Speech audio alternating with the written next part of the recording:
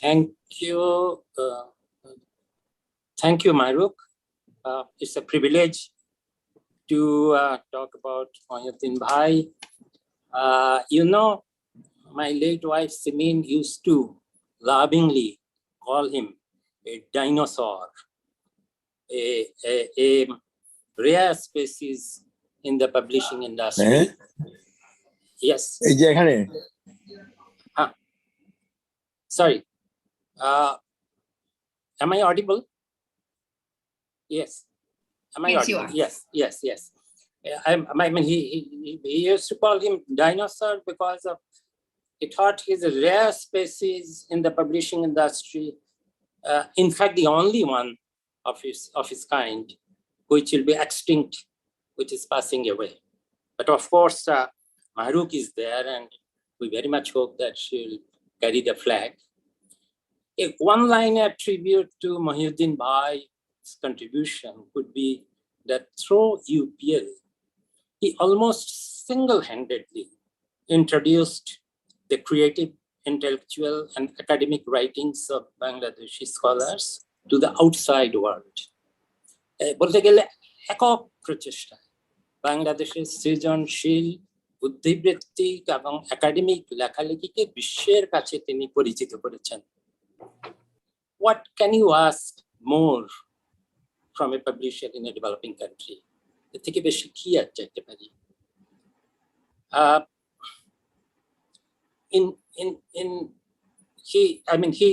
He published not only Bangladeshi scholars, he published foreign scholars when he found that their works were highly relevant to Bangladesh. And let's not forget that Mohiuddin Bhai had deep commitment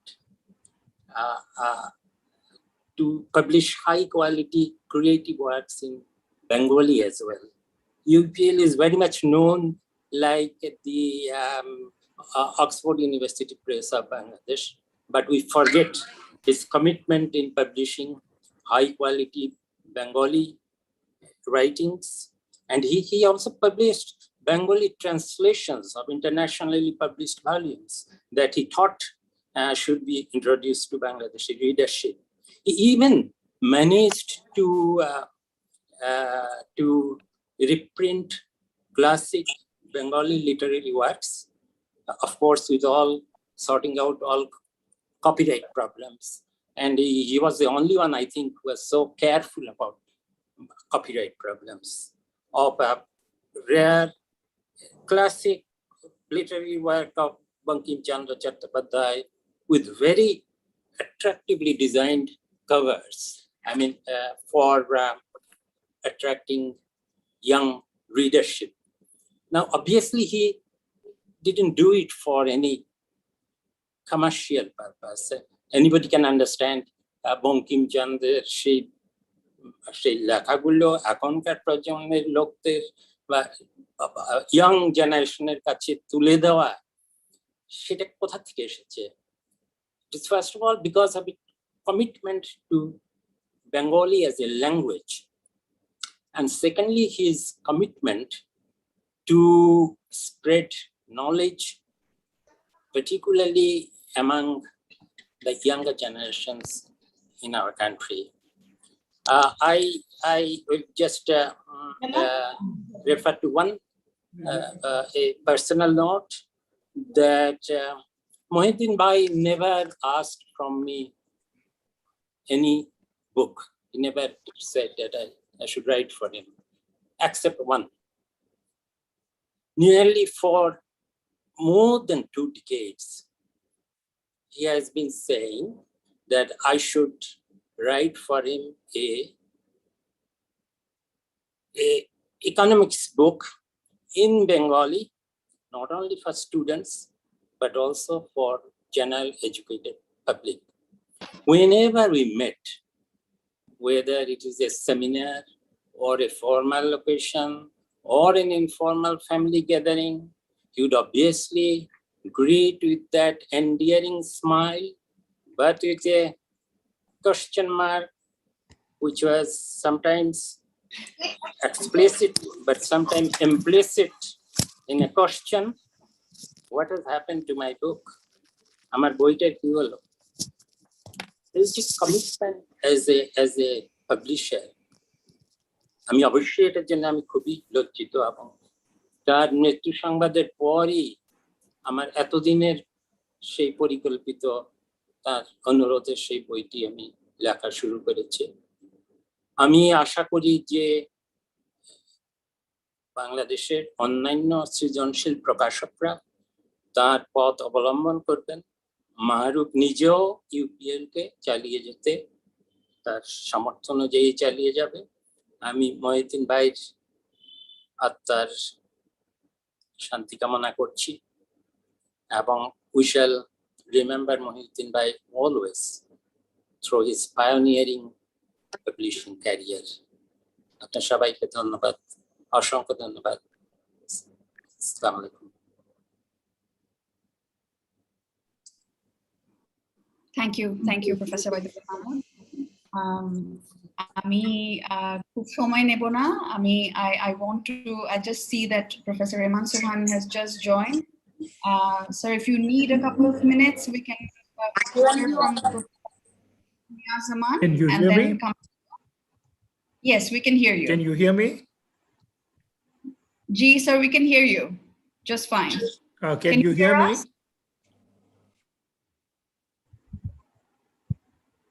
Can you hear us, sir? Can I be heard? Yes, you can be heard, sir. You can be heard. You're audible. Hello? Raman, we can hear Am I you. audible? Very audible. I think I'll have to let him know that he probably can't Am hear I us. audible? So maybe we can hear from Professor Niazaman, and I'm calling him to maybe rejoin because he can't hear us. Can I be heard? Sir, can you hear us? Hello? We can hear you. Can I be heard? Yes, you can be heard. Oh, We can hear I see. you fine. Oh, so am I expected to speak now? Yes. I suppose so. Yes, please go ahead. Please go ahead. Well, I think Wahid has begun on an appropriate tone and made, I think, some very important points about the late Mohiuddin Bhai. I, of course, known him for a very, very long time, going back to virtually the liberation of Bangladesh. And at that time, he was, of course, working for Oxford University Press. If I remember correctly, the then manager of Oxford was Riazul Islam, Bhaira of Professor Nurul Islam. And I remember him as an enthusiastic young man entering the profession. We were much concerned when Oxford University Press pulled out of Bangladesh around 1975. I've seen in the scroll here some alumni of OUP, Martin Pick, I saw somewhere. And we were at that point very concerned as to what would remain for English language publishing. That wasn't a very good period because not a great deal was being published. And of course, we were at that time at the high tide of projecting our sort of nationalist image and the vernacularization of much that was being written at that time. Mohiuddin came along, and for a person of a relatively young age and very limited exposure in, again, a relative sense to the publishing world, he took on a quite bold exercise of setting up his independent publishing house. I remember Hamida and Salman, we were discussing this and wondering how far and how long it would actually last, because that was not a good time for English language publishing at all. But Mohiuddin was a person of both courage and, obviously, as it turned out, commitment and entrepreneurial zeal. And he established English language publishing in Bangladesh as a pioneer and has sustained it over virtually half a century, so that it is now a legacy which he has bequeathed to his daughter Maruk, and it is still the premier publishing house of Bangladesh today. This is quite exceptional achievement, in the fact that he has been able to sustain this during a period when his health itself was deteriorating. This again is remarkable. My colleague Devapriya Bhattacharya, in a very good piece which came out today in Daily Star, has of course pointed out his meticulous emphasis on quality and detail. What I would like to emphasize over here is that we came together, and perhaps he then went on to establish the tradition of partnering with institutions for going ahead with publishing. Normally, publishing was an individual enterprise, and authors went to UPL with their work, and he was the sole outlet in those days, and more or less, for all practical purposes, UPL still remains the overwhelmingly dominant outlet for English language publishing. But what Mohiuddin embarked upon with me at BIDS was to partner with institutions and to then publish their works. Up to that time, institutions tended to publish their own work. They had budgets for it, and they did their own work. BIDS had a good budget for this, but of course its publishing quality was virtually I would say C category. I won't go so low as C minus, but it was about C. And more to the point, no books got marketed. So we had a discussion, and of course Mohiuddin decided that this is worth a try, that if we do this jointly and we do it with a joint logo, then we will have all the advantages of his publishing qualities, his marketing network, his capacity to introduce BIDS literature to a global audience. All these were the assets he brought to the table. And this, in a way, was for a period of time a game changer for BIDS, because instead of having godams full of unsold, poorly printed books, we were now having a set of quality publications which were being marketed around the world and figuring in every university. The next phase we came together then was that he approached me at the time that the task forces had in fact delivered their 29 reports during my period as the head of planning in the caretaker period. And here again, he had the good sense to say that what is going to become of these reports? Would they simply gather dust in the archives of the Planning Commission? Why don't we go and do something about publishing this? So I was still then, I had handed over my charge, even though the election was there. And whether, as I said, legitimately or not, I do not know, but I went in for a forward marketing transaction with Mohiuddin Bhai to in fact give the rights of publication to UPL. And he bought out those 4 handsomely published volumes, which introduced again those 25 task force reports, which were sadly not read by the intended audience, which happened to be the then PNP elected government of Bangladesh, but which became a major resource in virtually every library and with every scholar who was interested in the economic development problems of Bangladesh. This again was his great problem. Finally, of course, we continued this partnership at CPD, where we began bringing out the Independent Review of Bangladesh, the IRBD, and quite a number of other publications. So that for virtually a decade now, CPD's publications appearing with the joint logo with UPL were a joint venture. In all these, he took risks because there was no assurance that academic publishing was a marketable proposition.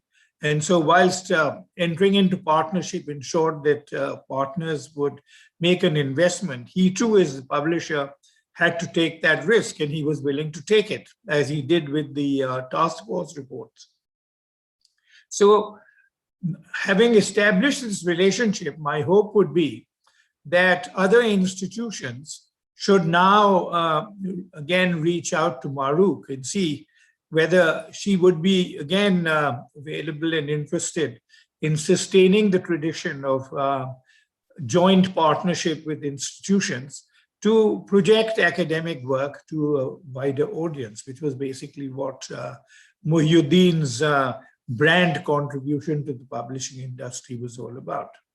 He was, beyond the contributions he made to publishing, himself an exceptional and decent human being who interacted with people with great modesty and humility, and was very respectful to the academic community, as were we to him, because we realized that without Mohiuddin Ahmed around, who would actually get to see our works?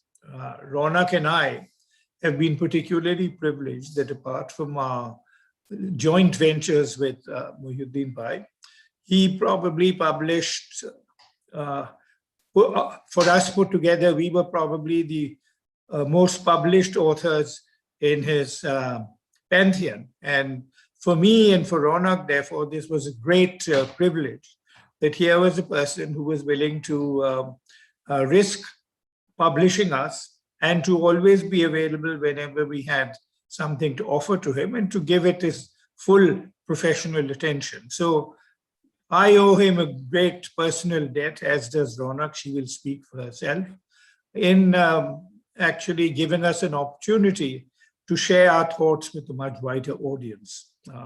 I'm not quite sure where we would have been had Mohiuddin Bhai not been around. We would be, as I said, obscure people with limited readership for those who were privileged to be on the mailing list of a particular institution. So I will miss him deeply, as will the entire academic world of Bangladesh and internationally. He has left a legacy for Mahrukh. We owe it to his memory that we should be with her and stand by her and hope that this tradition can continue. We are not a society which is very helpful in building institutions, and not that many institutions last the course and maintain both the tradition and the quality.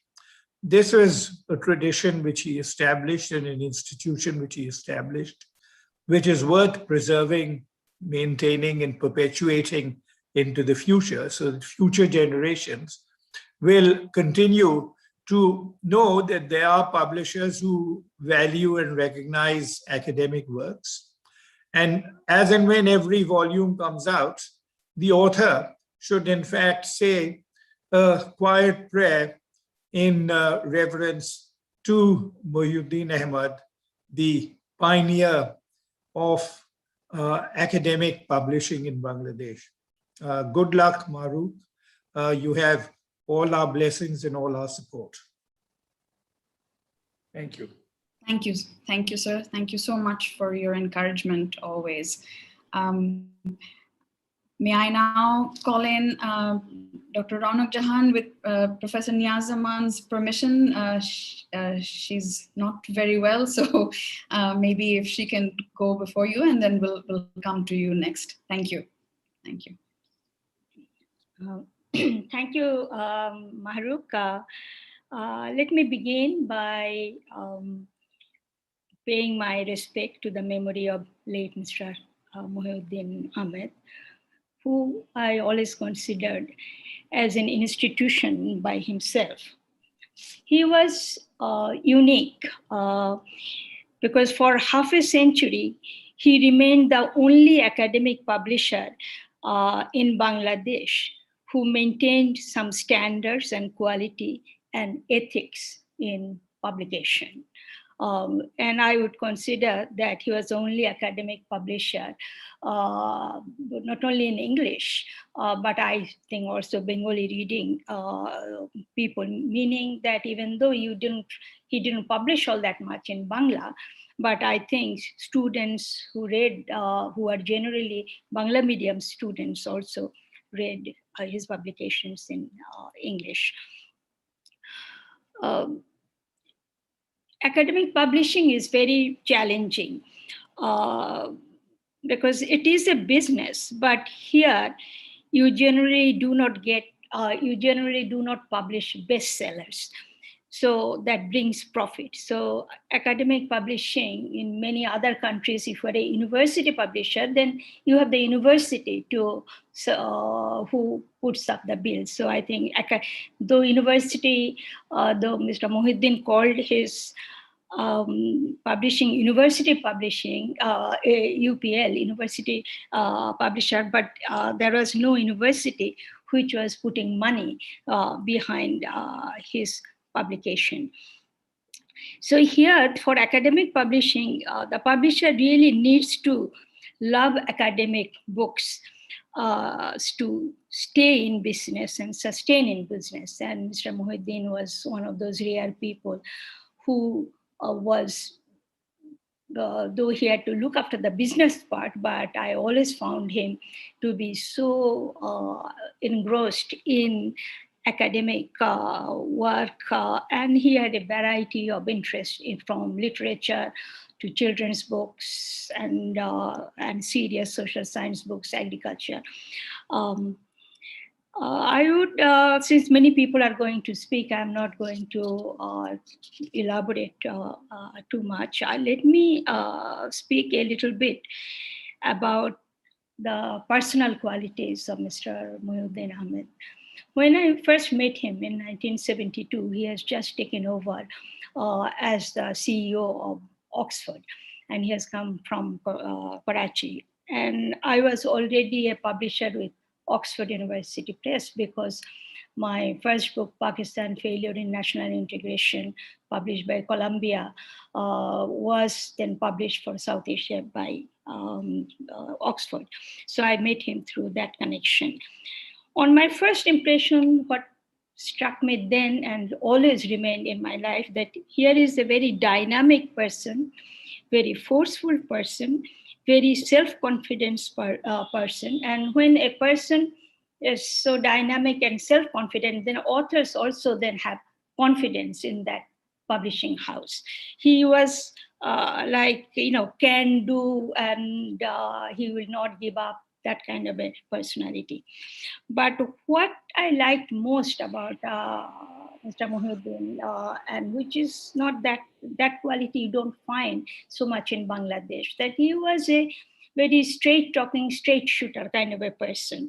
And if he didn't like something or a book, he would argue back and talk back. And even I have seen him, for instance, refuse very established publication of books given by very established senior bureaucrats and all kinds of people. And even if they offer money, because he would say, no, he has certain standards and he is not going to publish those books. The other quality of Mr. Mohiuddin was that he was very proactive. He sought out authors. Then he also sought out topics, themes, and he also was always looking out for the interest of students, for instance. So I remember he was after me for many years after my Pakistan failure, that book, that I should publish a book again for that on Bangladesh politics. And, I was not writing, I was falling behind. Then he came up with the idea. He said, okay, if you don't want to have the time to write a book, make a collection of all the articles you have published. So if it is put in one place, then at least that can be used by students. So my second book with him, Bangladesh Politics, Problems and Issues, that was mostly all his idea and not my idea. And this came out in 1980. After that, then again, he would always tell me that I was not here, that this should be, I should expand that book and update that book. Again, I was taking many years, and then I published again the expanded version in 2005. He said, then put all of other articles that you have written to update this. Again, he was thinking of students. And he was very far-sighted, really, because the students of political science in Dhaka University, they have been using for the last nearly half a century these two books of mine as a standard text, so that there was a use for the Pakistan book and also the second book, Bangladesh Politics, because otherwise students really didn't have any book. The third quality, another quality of Mr. Mohiuddin was, as he said, he was, I think, the only really truly professional publisher, and a publishing house, that he invested money to have good copywriters, to have indexing person. Many other publishers here, then they are just like desktop publishing. They don't do copy editing. They don't have indexing. The author has to prepare everything and give it to them. Whatever the author gives, even if there are millions of spelling mistakes, the publisher is just publishing it and making profit. But I have seen that Mr. Mohiuddin, he was very hands-on publisher. He would first read the manuscript. Then once it passes, he makes up his mind. It will make the cut. Then he will send it to readers.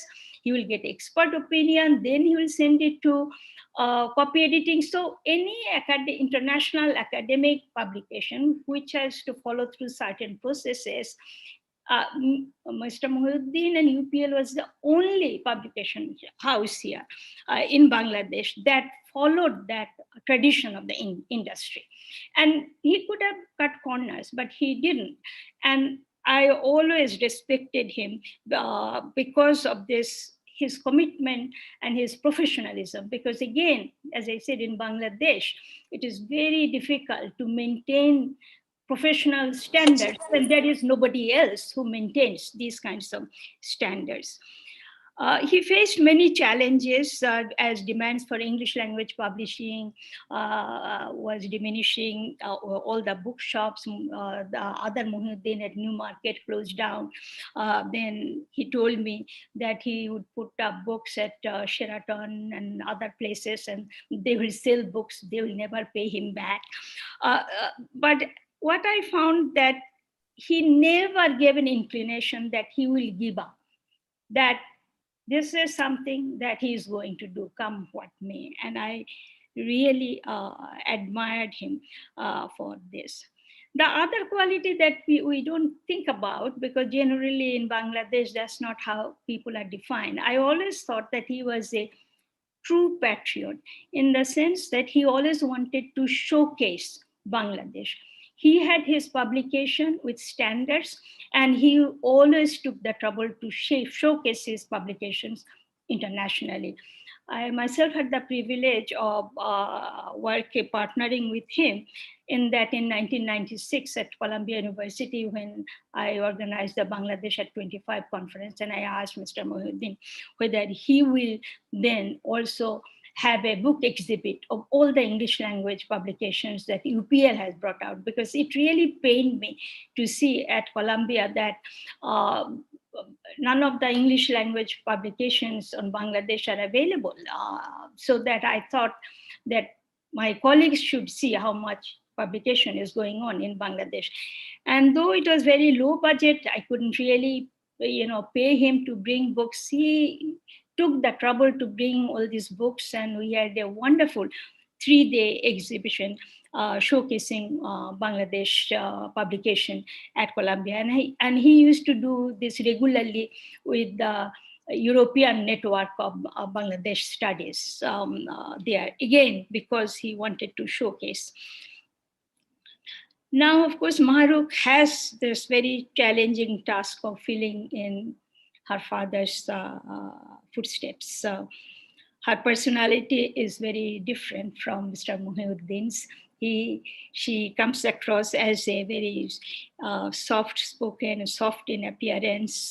She doesn't talk back like her father, but I'm sure that she has the same commitment, and she also has some steel in her spine, and the very fact that she is multitasking so many things tells me that she has tremendous potentials. This is also a very different time than when Mr. Mohiuddin started. So Mahrukh belongs to this time, and this is, I think, her time.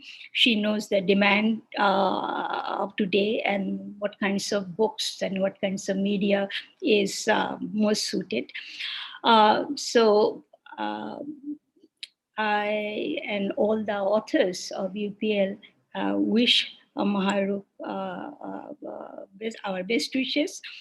I'm pretty sure that since she has inherited a unique institution, she will continue this institution.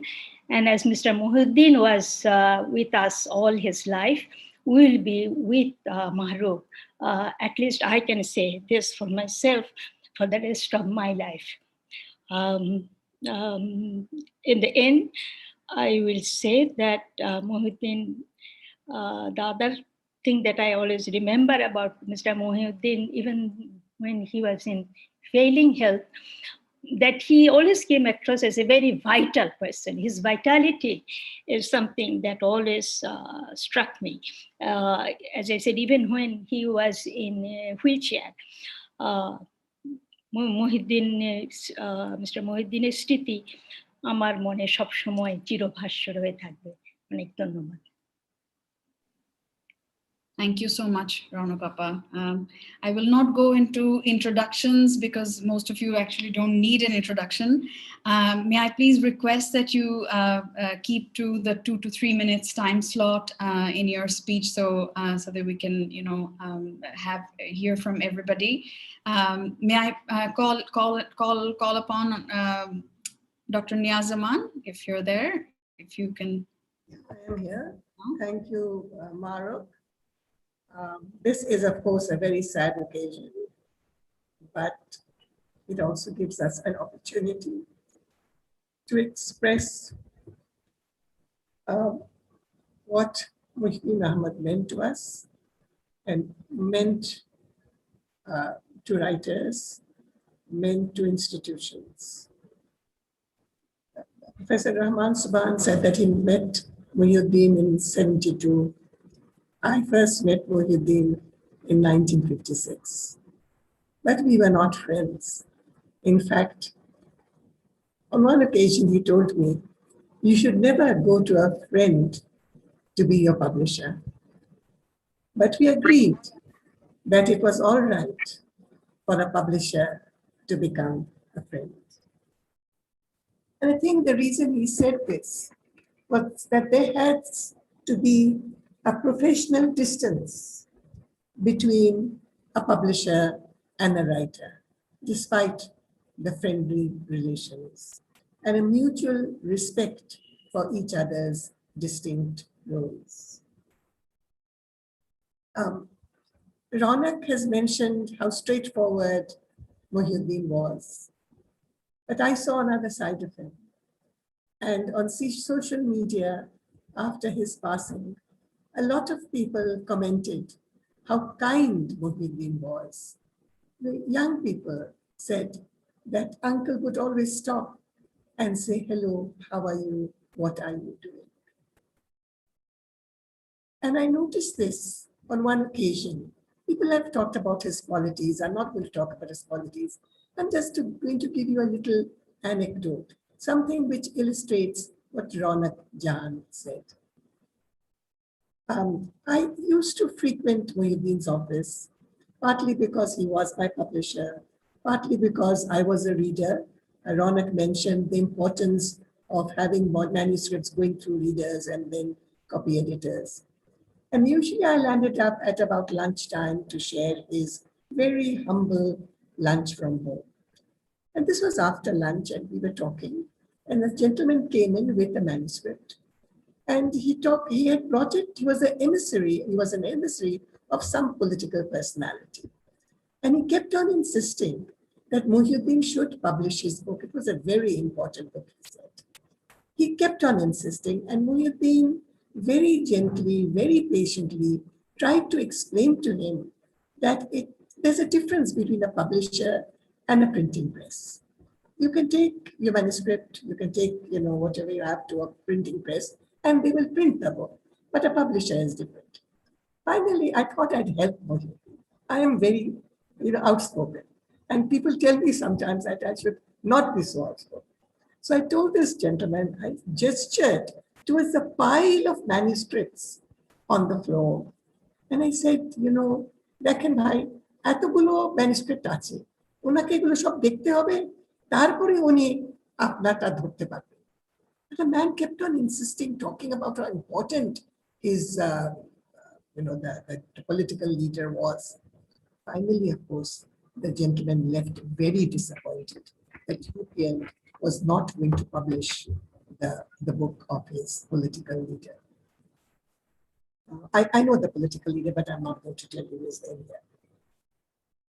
Maruk mentioned that Mohiuddin had 4 children, and I agree. In fact, I had written this down. Mohiuddin had 4 children: UPL, Maruk, Shamaruk, and Nadeem. I'm sorry that Mohiuddin is not here to look after all his babies, but I am glad that Maruk is taking care of one baby.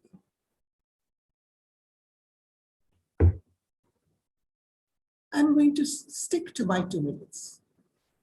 I want to end on a personal note. He was a very loving father. He was also a very loving and understanding husband.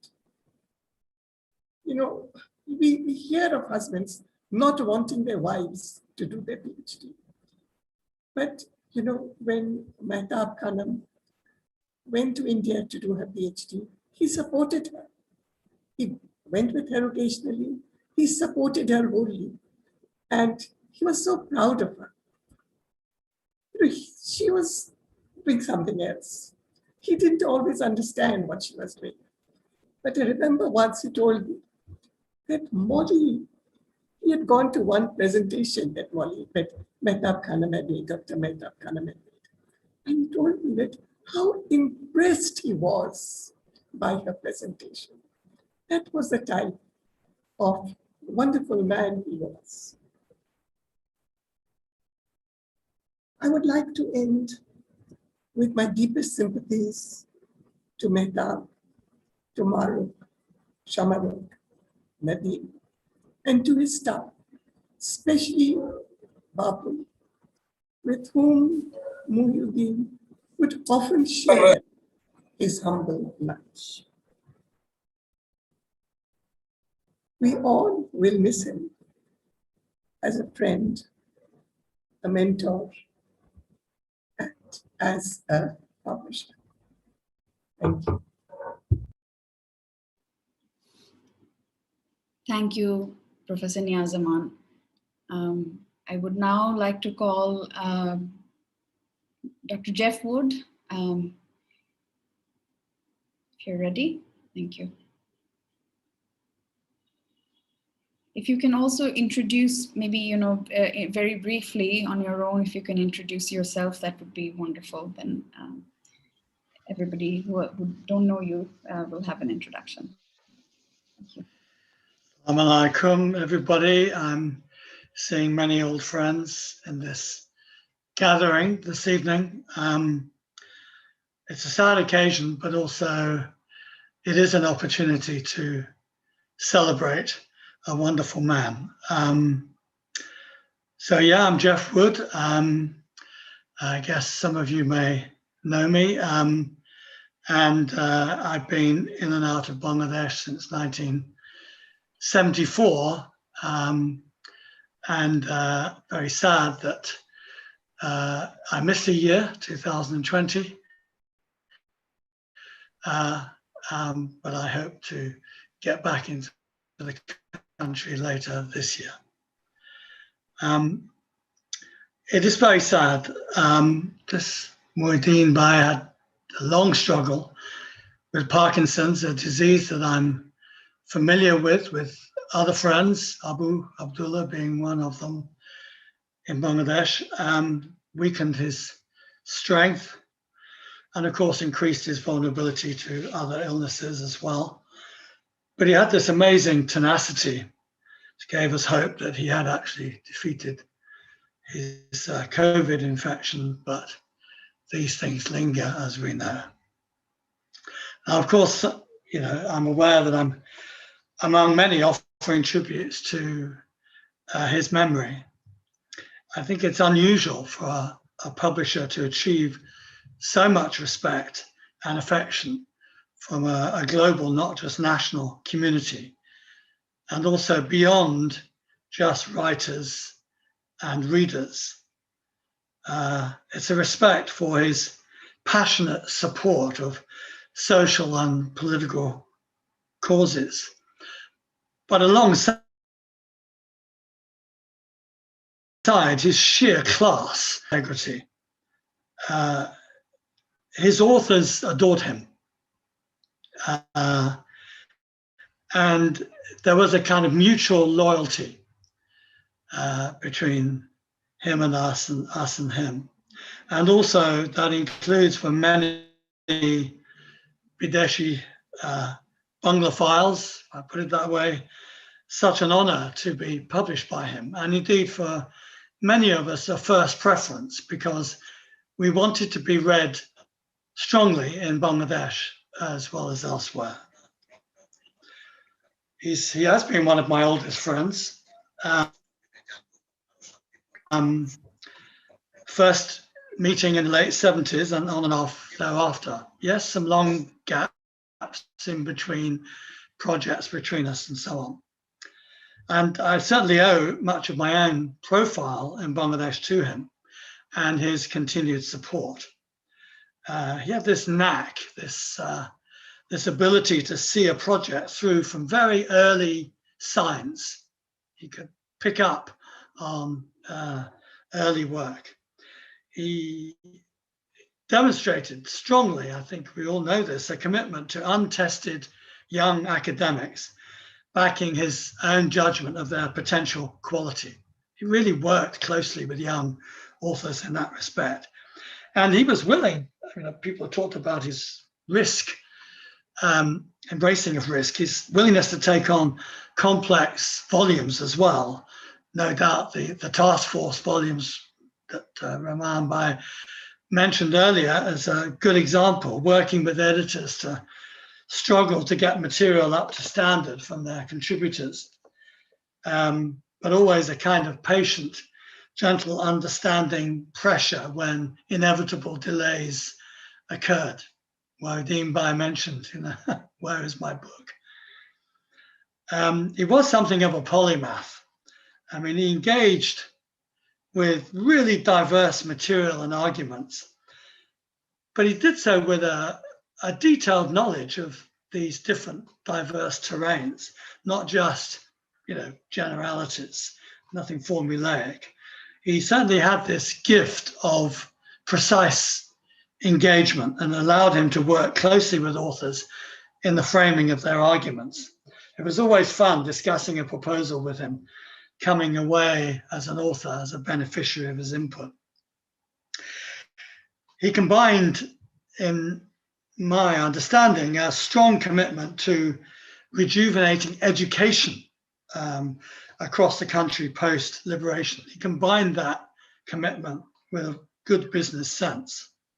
He realized early on, when his OUP role morphed into founding UPL, that a freedom to publish groundbreaking, even risky studies in the fields of development, political economy, and history, and so on, would be dependent upon a sustainable business model. And he evolved that through supplying textbooks and other materials for schools across the country. It was a clever combination. And of course, these sustainable issues remain for the house that Maruk is inheriting. But he certainly wanted that freedom to support critical academic studies, which demanded of his readership a respect for qualitative, ethnographical, and theoretical reasoning, not just, if I may put it this way, descriptive statistical reporting. And that was a groundbreaking brand, not only in Bangladesh, but for the subcontinent as a whole, I think. I mean, his business model offered only a precarious security for the house. So he was always worried about the challenges that Maruk would be facing. But also, as he left us, he was confident that his legacy of being a creative, adventurous publisher while running a business was in good hands. I have further reason to cherish his memory. And I do this on behalf of many other Bideshi authors. Ronak Appa mentioned the European Network of Bangladesh Studies. In the mid-1980s, my PhD students at Bath created this network to support the community of young local Bideshi and Bangladeshi scholars dispersed across Europe doing their PhDs, postdocs, and so on. Mohiuddin was an enthusiastic supporter of this enterprise, regularly attending our conferences in various European locations at his or UPL's expense. We did all this on a shoestring. His presence was significant both for his intellectual engagement in the working sessions, in the debates, but also for his encouragement and promotion of young talent, always on the lookout to convert a good thesis into a book. He became really well known in the European and Scandinavian universities with research interests in Bangladesh. And personally, yes, it was a great delight to receive him at my house on those occasions when Bath was hosting. Even during the latter stages of a long, debilitating illness, he was reading and editing manuscripts the old-fashioned way, papers lying about in piles all around him within reach, and writing up comments and so on in margins. He wanted, as we know, some of his earlier authors to publish with him again, and I'm really grateful, Zulfikar Ali too from BIDS, for UPL's support in a recent volume that we pulled together with some young authors, Aiding Resilience Among the Extreme Poor, published in 2018. I mean, this was a huge investment and input from UPL, and Maruk was managing a lot of this by then, because the copy editing input was unbelievable. I mean, group of us at Bath, we thought we had done a lot of editing of young colleagues' work to get it up to publishable scratch, but the investment by UPL was frankly amazing. I'll be very honest that I started off resenting it, as the authors usually do with copy editors, but as we came through the process, it was amazing, and we're very grateful for that. And I'm also grateful to him, and with Maruk's endorsement and support, for him inviting me to reflect upon my association with Bangladesh since 1974, a volume which we hope will come out later this year. I'm in the process of doing a 4th edit now. So I think Mohiuddin Bhai, for all of us, has a uniqueness in the history of Bangladesh from the 1970s. I mean, he's really part of its liberation tradition, a tradition of innovation, creativity, generosity, rigor, standards. And I think he represented all of that as a significant major public intellectual in the country across this period, 50 years since liberation. He will be sorely missed, but never, never forgotten. Onek dhanyabad. Onek dhanyabad, Professor Jefford.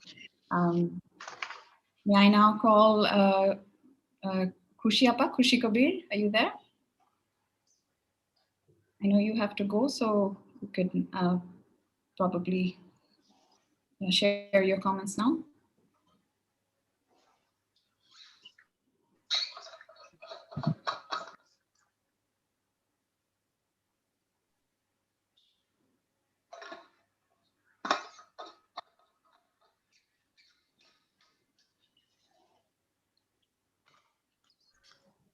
Sorry, my electricity went off for a while. Baruch, did you call me?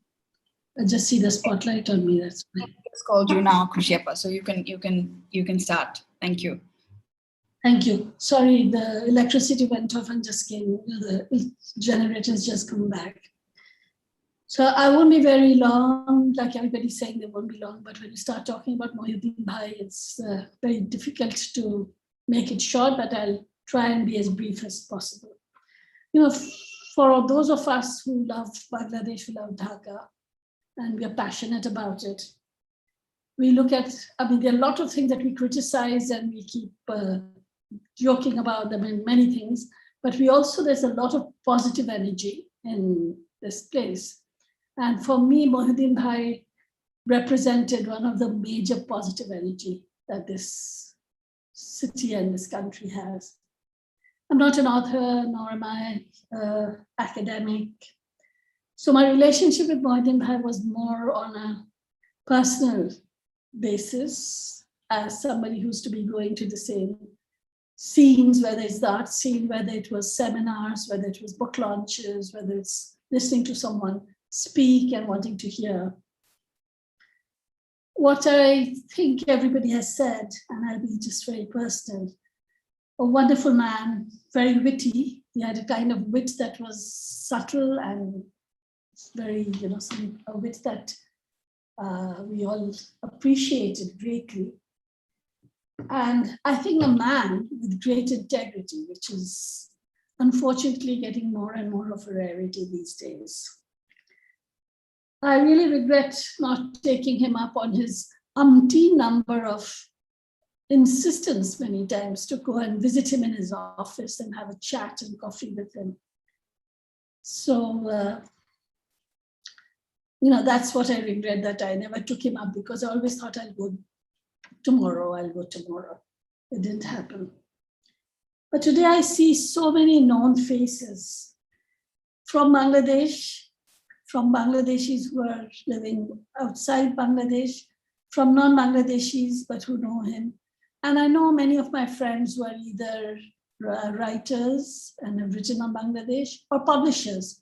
And every time they've come to Dhaka, it's always been, I have to go and visit Mohiuddin Bhai. That's a must. It was like a absolutely mandatory, that even if they don't meet anybody else, to go and see Mohiuddin Bhai, meet Mohiuddin Bhai was absolutely a mandatory thing for them, everyone to do. It's like, I know that in some, like in Pakistan, when at one point, whenever people from other countries went Bangladesh, India, you had to report to the police station. So for coming to Bangladesh, you had to report to Mohiuddin Bhai and let him know that you're here.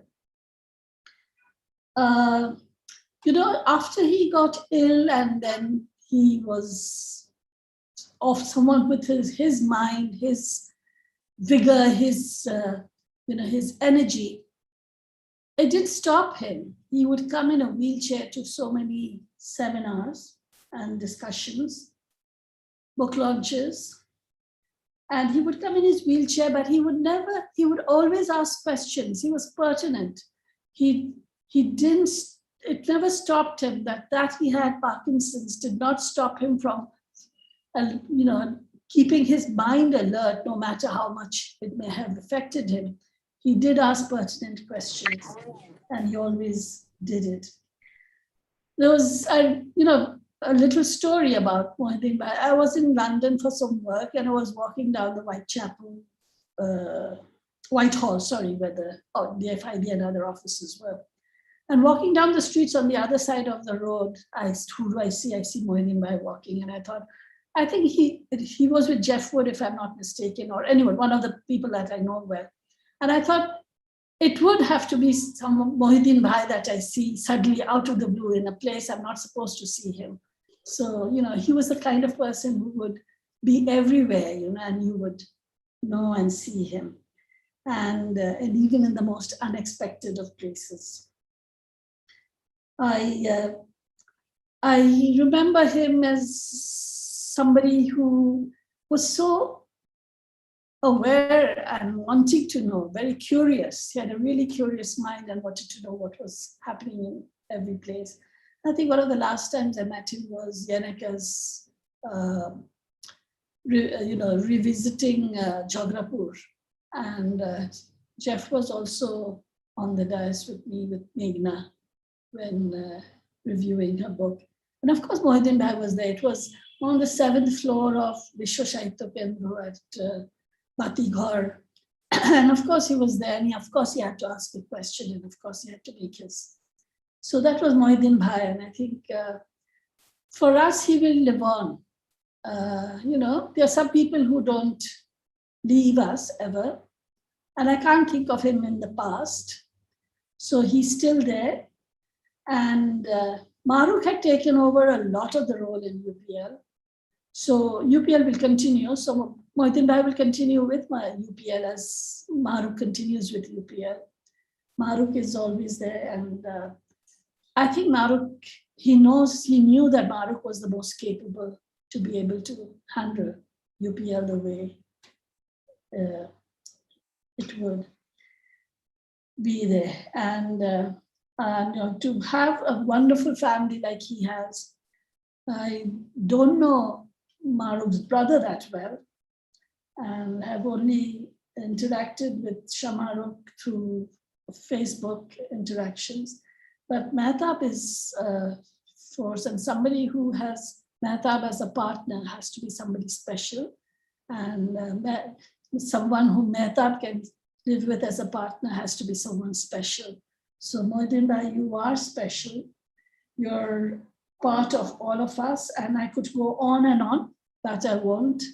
And because I know there's so many people who want to speak. But thank you, Maruk, for giving me the time to say a few words. But inside me, there's a lot that's bottled up. There's so much that I could go on talking. There's so much that needs to be said. But just everybody should know that we all love him. We'll continue to love him, and because of him, we all love you, and we'll continue to love you. It's the collective you, all of us here, were bonded together because of our love for Mohiuddin Bhai. Thank you. Thank you, Khushiappa. At this point, we will actually watch a short video. We have a live sketch. Our colleagues at UPL, they have put it together. And soon after that, we will hear from Professor Yunus. Thank you so much, Professor, for being here. And after that, the video collage, I will actually hand over the Master of Ceremony responsibility to Shamaruk, my sister. So before I depart, I just want to quickly, drop a note to say that UPL is not just my responsibility. I happen to have, get the responsibility of holding the fort for the last 10 years, but I think I increasingly feel that it's a shared responsibility nowadays, and I see that my siblings and others, my colleagues, and my cousins and others who we work with closely, they're coming forward with a lot of commitment to be supportive and be with UPL. So this is very reassuring to me, and I just wanted to share that little bit, that what my father did kind of single-handedly, I think, we can probably shoulder that responsibility collectively and take it forward. Thank you. So may I request the video to get started, and then we'll then hear from Professor Yunus. Thank you.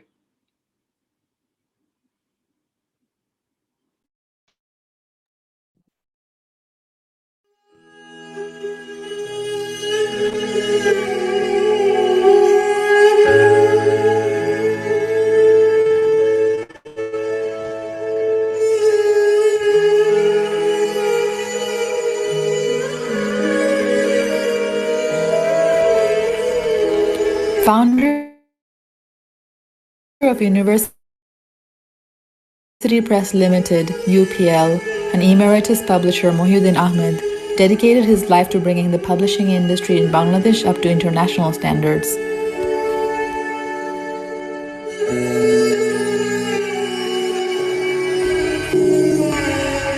He elevated the industry by introducing an unprecedented level of professionalism in the process of manuscript review, editing, marketing, and distribution.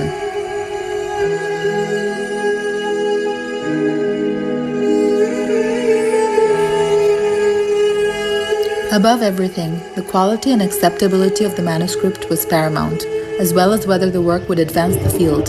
He remained steadfast to these principles.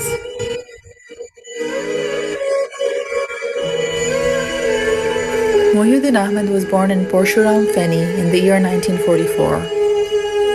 He spent his adolescence, 1956 to 1960, at PAF Public School in Sargodha, Pakistan. After graduating with a bachelor's from Notre Dame College in Dhaka, he finished his master's in mass communications and journalism at Punjab University with a Pakistan Council scholarship. During his time at Punjab University, he was elected to the role of General Secretary of the Students' Union by a massive margin of votes.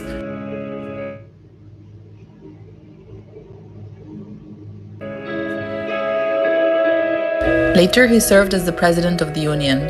For a Bengali or East Pakistani, this was a truly unique achievement. He finished at Punjab University at the top of his class and then joined as a highly regarded young faculty in the university's Department of Journalism. Mohiuddin Ahmed had an offer to complete his PhD at Stanford University in the US with a full scholarship, but he opted instead to join the Pakistan branch of Oxford University Press as an editor.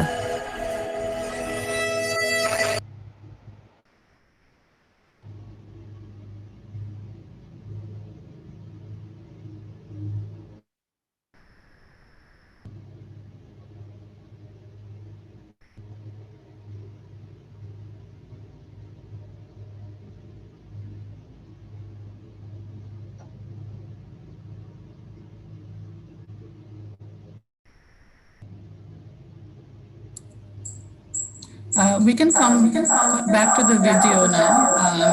Maybe we can move on with the rest of the program.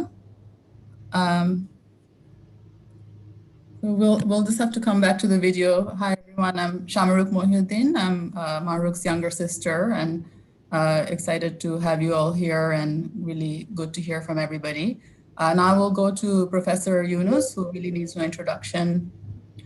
He has been a close friend of UPL as well, and my father has really valued his friendship with him and has supported a number of the books that Professor Yunus has written, the local versions in Bangladesh. So I'll hand over to Professor Yunus to share some thoughts. Professor Yunus? ধন্যবাদ সবাইকে। আমি ঠিক বলার জন্য আসিনি, আমি তার প্রতি শ্রদ্ধা। I think you're muted. Can you unmute? Or? Is unmute? Can you hear me? No, we can hear you. Okay. যাক, না বলছিলাম যে আমি ঠিক বলার জন্য আমি তার প্রতি শ্রদ্ধা নিবেদনের জন্য এসেছি এবং অন্যদের সঙ্গে শুনে তার যে অভাব তার সেই ঘাটতিটা পূরণ করা, যে সবার সঙ্গে দেখা হওয়া, তাদের মুখের থেকে কথাগুলো শোনা, এই জন্যই এখানে আসলাম, নিয়ে আসছি যে সবার কাছ থেকে শুনবো। আমার সঙ্গে সম্পর্ক যেটা ছিল সেটা খুব ঘটনাবহুল কিছু না, অনেকটা গভীর অনুভূতির বিষয় ছিল, স্মৃতি, কিন্তু ঘটনা খুব সাদামাটা ঘটনা। আমার পরিচিতির একটা ভিত্তি ছিল, পুরনো একটা ভিত্তি, সেটা হলো চট্টগ্রাম কলেজিয়েট স্কুল। আমরা দুজনেই কলেজিয়েট স্কুলের ছাত্র, সেটা বারে বারে সে স্মরণ করিয়ে দিত। আমি সিনিয়র ছাত্র ছিলাম, সে জুনিয়র ছাত্র ছিল, কাজে বরাবর আমার প্রতি সিনিয়র ছাত্র হিসেবে যেরকম শ্রদ্ধা রাখা দরকার মনে হতো সেরকমই শ্রদ্ধা রাখতো, কিন্তু ঘনিষ্ঠতা কোনোদিন কমে নাই। আমি যত কাজকর্ম করেছি যে তাতে খুবই উৎসাহ দিত, নিজের থেকে এসে বোঝার চেষ্টা করতো, জানার চেষ্টা করতো। আমাদের প্রতি বছর আমরা একটা সামাজিক ব্যবসা দিবস বলে একটা দিবস পালন করি, নিজেদের কাজকর্মগুলো, খতিয়ানগুলো নেওয়ার জন্য সবাইকে আমন্ত্রণ করি, বোঝানোর জন্য। আমি বরাবরই তাকে আমন্ত্রণ করেছি এবং প্রতিবারই তিনি এসেছেন, কোনো সময় এমন হয়নি যে উনি আসেননি। কাজে এই কাজের, আমার কাজের প্রতি তার যে একটা অনুভূতি ছিল, এটা তিনি নিজেই অন্তত আনন্দ পেতেন যে আমাদের কাজকর্মের কথা দেখে, কাজ বিষয় শুনে। আর আমার বই সম্বন্ধে তার যথেষ্ট উৎসাহ ছিল যে বইগুলো প্রকাশ করবে, এবং নিজের থেকেই বই প্রকাশ করেছে। সেটা প্রকাশের চেয়েতেও বড় কথা হলো যে এটাকে আমার যখন একটা সংকট চলছিল, সেই সংকটের সময় সে বারে বারে আমার কাছে এসছে, হুইল চেয়ার করে নিজের থেকে বিনা কারণে বিনা অসিলায় চলে এসছো, শুধু সঙ্গ দেওয়ার জন্য, যে তার অনুভূতিটা প্রকাশ করার জন্য। এটা নিয়ে আলাপ করতাম না, কিন্তু পরস্পর বুঝে নিতাম যে তিনি কেন এসছেন। কোনো কাজকে উপলক্ষ করেন তিনি আসেন নাই, জাস্ট সঙ্গ দেওয়ার জন্য এসছেন। এবং সেটা আরো প্রকাশ পেল এই সংকটের সময়। উনি হঠাৎ আমাদের একটা বইকে পুরস্কার ঘোষণা করলেন এবং বাংলা একাডেমিতে বড় করে সেটা সেই অনুষ্ঠান করলেন। অন্যান্য বইয়ের সঙ্গে আমাদের বইটাকেও সামনে নিয়ে আসলেন, যেটা তার আনার দরকার ছিল না, কিন্তু সেটা তিনি করলেন। এই গভীর সম্পর্ক যে তার সঙ্গে গড়ে উঠেছে, তার আরেকটা কারণ ছিল আমার দিক থেকে, সেটা ছিল আমি ছোটবেলার থেকেই এই প্রকাশনার প্রতি আমার একটা উৎসাহ ছিল, যে প্রকাশনা এটা প্রতি আমার ঔৎসুক্য ছিল বরাবরের মতো। এটা স্কুল জীবন থেকেই এই পত্রিকা প্রকাশ করা এটা শুরু হয়েছে, কলেজে এসে পত্রিকা, ম্যাগাজিন ইত্যাদি, এবং প্রকাশনার প্রতি আমার উৎসাহ ছিল। সেটা তখন খুব খারাপ লাগতো যে প্রকাশনা মানেই, ভালো প্রকাশনা মানেই কলকাতা থেকে আসতে হবে, এখানে কোনো প্রকাশনা বলে কিছু নাই। সেই কারণে যখন মহিউদ্দিন ইউপিএল করলো, তার প্রকাশনা দেখে খুবই ভালো, খুবই আনন্দ লাগলো যে একটা জায়গাতে একটা বিরাট একটা অভাব ছিল, সেই অভাব মহিউদ্দিন পূরণ করতে পেরেছে। সেটা শুধু যে প্রকাশনার তার গুণগত মান প্রকাশনা, তার যে কন্টেন্টের উপরেও যে জোরটা তার দিয়েছে, এটা তারকে বরাবরই আমার, সেই জন্য আমি তাকে শ্রদ্ধা করে এসেছি, ভালোবেসে এসেছি। এটাই আমাদের সম্পর্ক ছিল। এই সম্পর্ক আমাদের টিকে ছিল সর্বশেষ পর্যন্ত। তার এত অসুখের মধ্যেও যে এই হুইল চেয়ারে করে এসে অকারণে সময় দেওয়া, এটা আমার স্মৃতি হয়ে থাকবে। তার প্রতি আমার শ্রদ্ধা তো থাকবেই, আমার কৃতজ্ঞতাও প্রকাশ করলাম। আজকে এই সুযোগে এই দুটি প্রকাশ করলাম এবং তার আত্মার মাগফিরাত কামনা করছি। ধন্যবাদ। Thank you, sir, and thanks for being here with us. We'll next go to Therese Blanchet. She's one of the authors of UPL and is an anthropologist by training. Therese, are you there?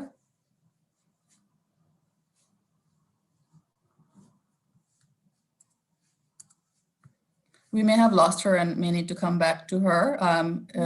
Sarah Hussain, are you there? Okay. Can you hear me? Yes, we can hear you. Okay. Hearing all of these testimony, I have a feeling of being part of a family, and this is wonderful. My meeting with Mohiuddin dates back to 1984. I had been living in a village of Jamalpur district and I had written a book that was submitted to a women's organization I will not name, but they refused the manuscript because it dealt with birth practices, it dealt with the world of women, and they didn't like my analysis. And I went to Mohiuddin, and I heard later that birth practices were certainly not his field of competence, but I heard later that he had the book read by his mother, and she said that this already Abu Abdullah, I heard later, had told him about this crazy woman who lived in a village with her 2 children, and then came out with this book. He published it without hesitation. And I must say that this, for me, was, in that manuscript, my knowledge, I came to Bangladesh in 79, and my knowledge didn't start with the urban people, and I went straight into a village. Those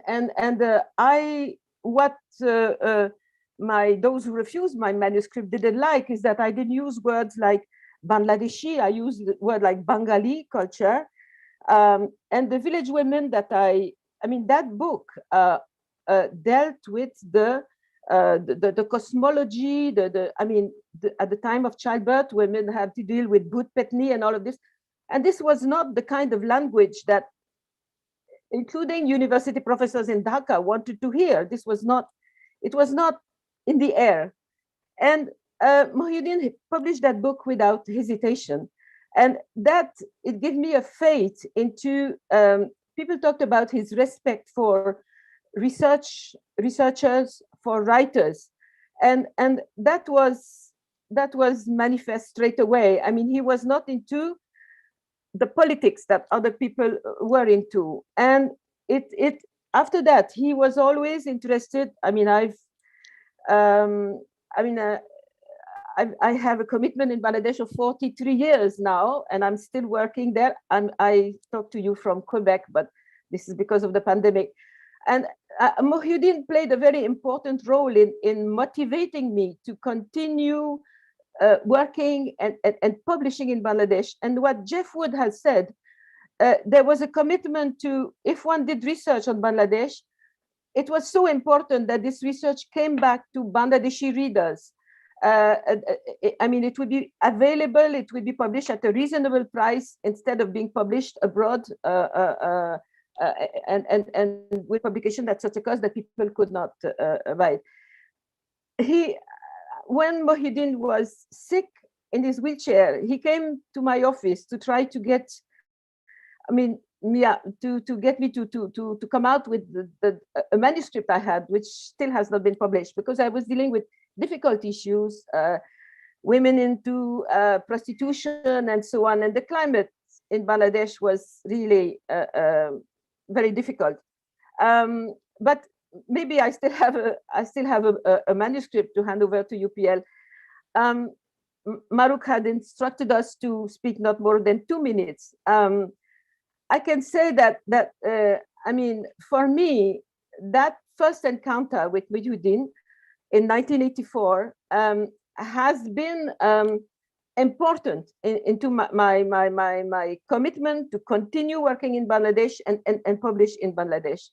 And as has been on the line, I can only subscribe to this: his professionalism, his generosity, his. I know that some other manuscripts, some things that I had written that were not ready for publication, were submitted by other people than myself, and these things were refused. But what I suggested for publication, he always accepted. And so, Runak Jahan talked about Mohiuddin being a true patriot, but his patriotism accepted the contribution of people who were not Bangladeshi, but had a deep long-term commitment to Bangladesh. And so, I mean, I spent more than half of my life in Bangladesh. So thank you so much, Mohiuddin, for what you, I mean, in the beginning, I didn't realize the importance of this publisher in a newly independent country, but later on, as years went by, I realized how crucial this UPL has been, and of course Mohiuddin, who is the soul of this. I want to. I do not want to write things in the past tense. I want to UPL continues with Maruk and all her family and the UPL family. And I really wish you, I mean, the best of luck. And thank you very much for including me into the UPL family. Thank you. Thank you, Therese. Really appreciate this. I'll go next to Neeman Sobhan, who is also an author who's worked with UPL. Neeman. Okay. Can you hear me? Yes. Okay. Assalamu alaikum. And good evening, everyone from Italy.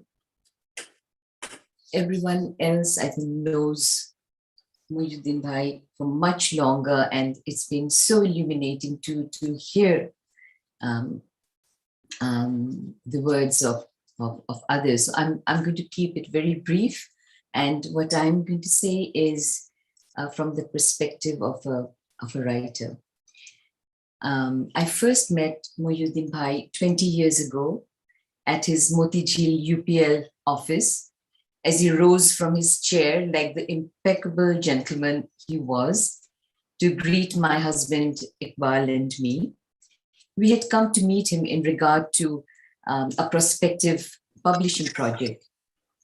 Iqbal knew him from before, but this was my first encounter. I was immediately struck by his refined and urbane personality and scholarly erudition, both deep and wide. To a writer, the publication of his or her first book is a huge event. In my case, Mohiuddin Bhai will be forever remembered and cherished, both on my bookshelf and in my heart, as the person who went beyond his role as an editor and helped to produce with consummate care my first book and collection of columns, An Abiding City, Ruminations from Rome. And today, as I sit in Rome, I send this larger-than-life figure in the Bangladeshi publishing world my prayers in his onward journey. May his constantly creative spirit be at peace, knowing that his beloved institution is in the able hands of Maruk and her siblings and the entire family, who are now the torchbearers, the worthy torchbearers of UPL. Iqbal and I join his family, his admirers, and this illustrious company, all of you, apneder shobai sathe, we join you in paying our condolences and respect. Thank you so much. Thank you, Neeman. Professor Anu Mohammed, are you there? We'll have you go next.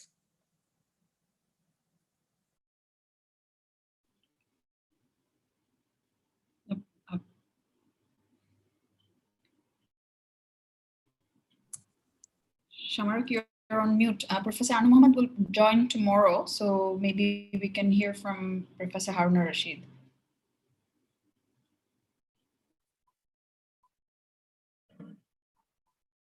Okay, should I take the floor? Ji, sir. Farooq? Please. Yes. Thank you very much, Farooq, for giving me the opportunity to express my profound love and respect to the departed soul of Mohiuddin Bhai. Our relationship goes on over 4 decades, meaning 40 years. And it is not something like a relation between a publisher and an author. That was something else, something very special. He was not just the owner of UPL and the pioneer in Bangladesh in respect of bringing out learned books. He was a great human being, a great soul. He was always very kind and generous. And well, when UPL office was in Motizil, we used to spend sometimes several hours together, discussing so many things.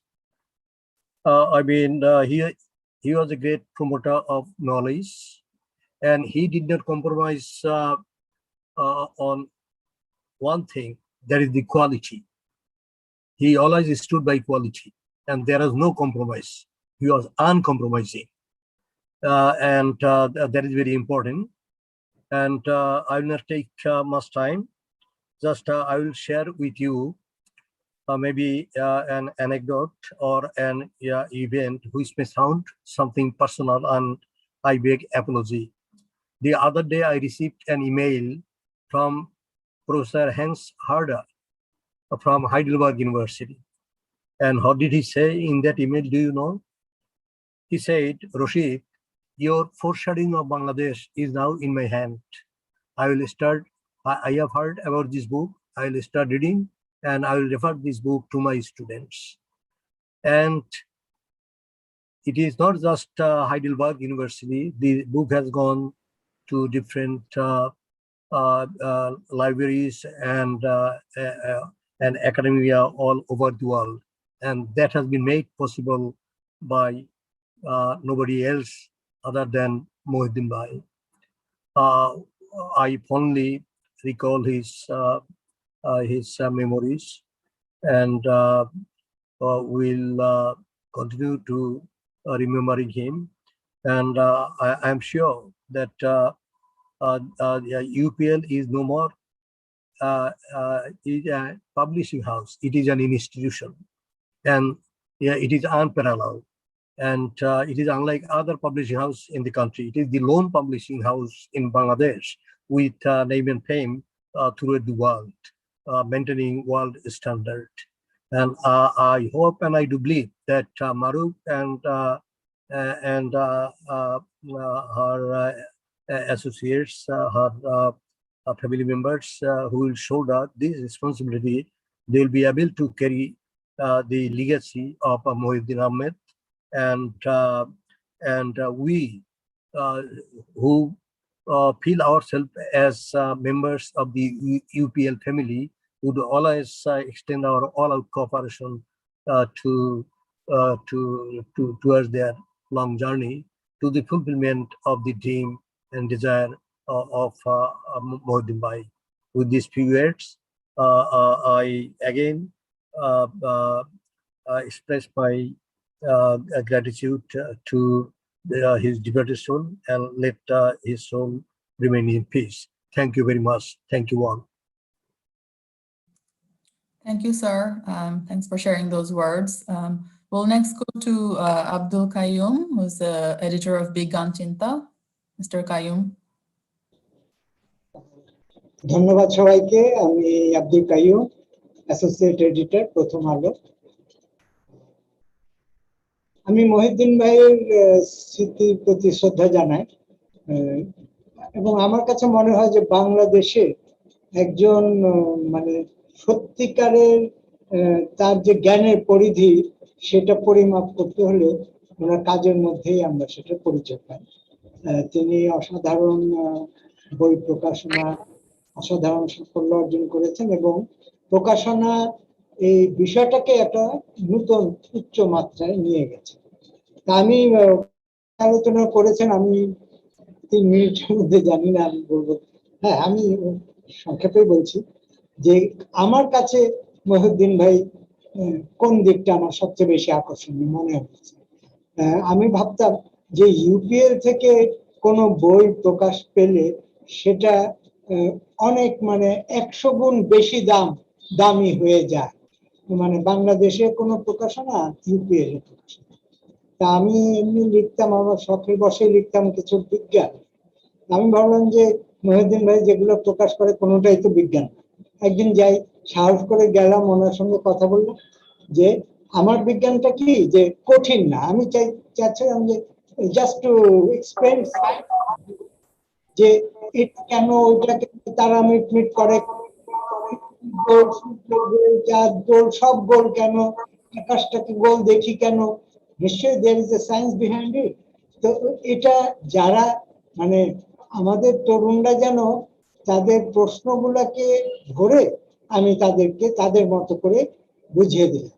হ্যাঁ, প্রত্যেকটার পেছনে কিন্তু বিজ্ঞান আছে, science আছে, Newton's ল আছে, কিভাবে আছে সেটা আমি দেখি। ছোট ছোট করে লেখা নিয়ে গেলাম, ভয়ে ভয়ে গেলাম। তো মহিউদ্দিন ভাই রাখলেন, শুনলেন, একটু কথা বললেন, পরে উনি ছাপানোর জন্য অনুমোদন দিলেন এবং এরপর 10 খণ্ডে বই ছাপা হয়েছে এবং আরো ছাপার জন্য অপেক্ষায় আছে। আমি গত 2 বছর লিখে মানে এডিট করে শেষ করতে পারিনি, কিন্তু আমার মনে হয়েছে যে এই যে এটা যে দরকার আছে বাংলাদেশে তরুণদের জন্য, এইটা যে উনি উপলব্ধি করেছেন, মানে এটা তার একটা জ্ঞান, তার জ্ঞানের গভীরতার একটা পরিচয়। আর এখন উনি না থাকলেও ওনার যে কীর্তি, তার যে কাজ, সেটা রেখে গেছেন এবং আমার ধারণা, আমার বিশ্বাস যে এটাকে আরো একটা নতুন উচ্চতায় নিয়ে যাবে, এটাই আমি কামনা করি। মহিউদ্দিন ভাইয়ের আত্মার প্রতি আমার শ্রদ্ধা জানিয়ে আমার বক্তব্য এখানে শেষ করছি। Thank you, sir. Okay, we'll go next to Esar Osmani, who's an economist and also published author. Mr. Osmani. Thank you. Thank you, Shamaruk and Maharuk and everybody else for giving me this opportunity to share a few words with you in memory of Mohiuddin Bhai. My interactions with Mohiuddin Bhai were not very frequent, but on whatever occasions we met each other, it was an occasion for great pleasure and pride for me to get to know the person. The first time I met him was about more than 30 years ago in Helsinki, in a research institute called WIDA, where I was a middle-ranking researcher, young researcher at that time. And a conference was being held there, which was being organized by Amartya Sen. And among the participants of this, I noticed that among the participants of this conference, there are many academics from different parts of the world, particularly the developing world. But there was only one participant who was not a so-called academic. He was an academic publisher. And he was the only one of his category in that group. I was, of course, very proud to have a Bangladeshi publisher in the participant group. And it was a pleasure, remained a pleasure of mine that we had an opportunity, Laltai and I had an opportunity to entertain him in our house at that time. But I was intrigued. What is it that brought a lone publisher from a developing world into that conference, where rest of the participants were very well-known academics, mostly economists? It was only much later that I understood what's so special about this person. I'll narrate a couple of episodes. During my tenure at WIDA, I had published a book called Nutrition and Poverty. Actually, I hadn't written it, I edited the book, and it was published by OUP, Oxford University Press. Sometime later, when we met again, I can't remember why we met again, he told me with great satisfaction that the book which was published by OUP in Oxford, he had republished that book in Bangladesh under his own banner. Of course, that was great satisfaction for me. But I was wondering, why is it that he was narrating the story? He actually narrated this to me with great satisfaction and pride. And I was wondering, why is it that he's taking so much pride in telling me this? Because I was not a coquette. I was not a world famous person whose book he would take pride in publishing and telling people about it. Then on reflection, and as I get to know the person a bit more, I realized later on that it was not actually about me. It was actually about him. Two things drove him, I think, underlay his pride and satisfaction in narrating this story to me. One was his intellectual commitment. The fact that OUP has published a book which came out of a conference organized by Emeritus, and he took a great intellectual pride in being able to publish a book of that kind. So it's the intellectual part of it. The other side I felt was his patriotism, that he was able to publish a book edited by a Bangladeshi author, which came out of that big conference. And as a Bangladeshi, to be able to do that was also a sign of patriotism. So it's a combination of this patriotism and his intellectual pride that lay under that satisfaction that expressed to me. So I realized that it was not about who I was. It was all about what he was.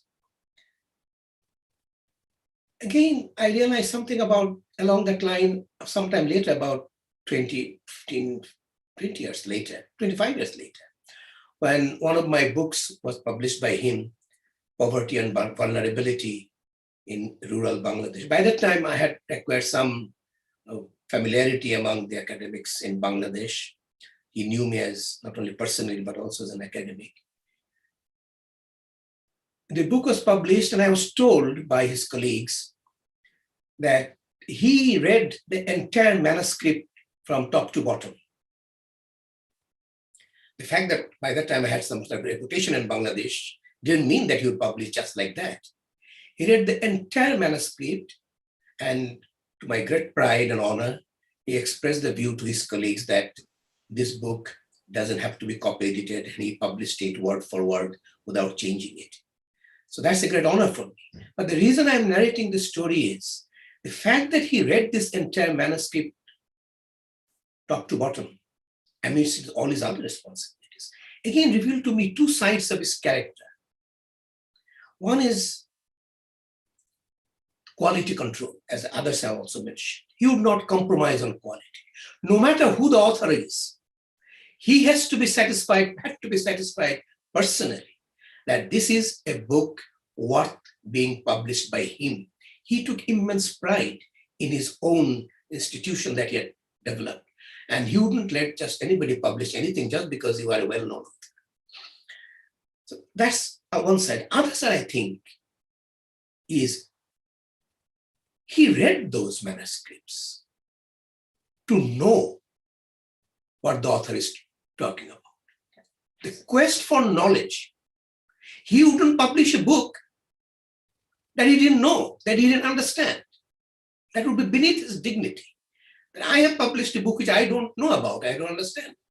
So this zeal, this insistence on knowing was part of both as a pride as a publisher, but also the inquisitiveness of a true academic. Now, Mohiuddin Bhai would never claim to be an academic, he never pretended to be an academic, but in my judgment, according to many others too, he was actually a quintessential academic in his heart. Not only he had a wide range of knowledge, but he wanted to acquire knowledge for the sake of acquiring knowledge, in addition to maintaining quality of his journals. So what I feel that this is a rare breed, as others have also recognized. By this time, other academic publishers have come up in Bangladesh. Hopefully some more will come up, and we will have academic publishers. But will we have another genuine academic at the helm of an academic publishing house? I don't know. I doubt it. And that is such a huge loss, but it's also such a huge inspiration for both the authors and the publishers of the future. With that, I rest my remarks with praying for his salvation of his soul and for his eternal peace. And wishing Mahrukh, her siblings, and the whole UPL group Godspeed and perseverance in maintaining his legacy. Thank you. Thank you, Dr. Osmani. We'll make sure that the legacy continues. So thank you for those words. I know that the last time we tried to play the video, the electricity had gone out for a bit, but it's back on. So we would love to roll this short video, and then we'll go to the next person. I'll hand the emceeing back over to my sister after the video. So Orchid, are you ready with the video?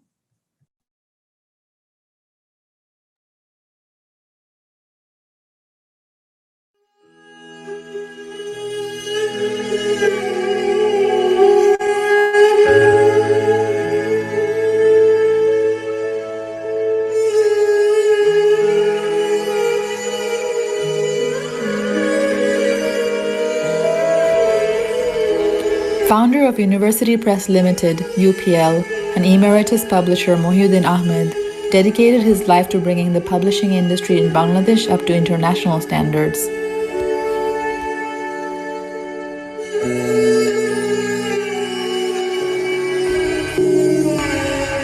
He elevated the industry by introducing an unprecedented level of professionalism in the process of manuscript review, editing, marketing, and distribution.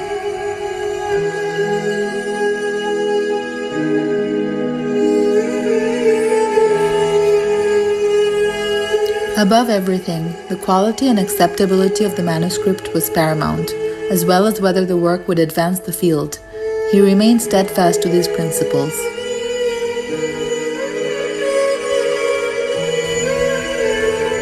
Mohiuddin Ahmed was born in Porshuram, Feni in the year 1944. He spent his adolescence, 1956 to 1960, at PAF Public School in Sargodha, Pakistan. After graduating with a bachelor's from Notre Dame College in Dhaka, he finished his master's in mass communications and journalism at Punjab University with a Pakistan Council scholarship. During his time at Punjab University, he was elected to the role of General Secretary of the Students' Union by a massive margin of votes. Later, he served as the president of the union.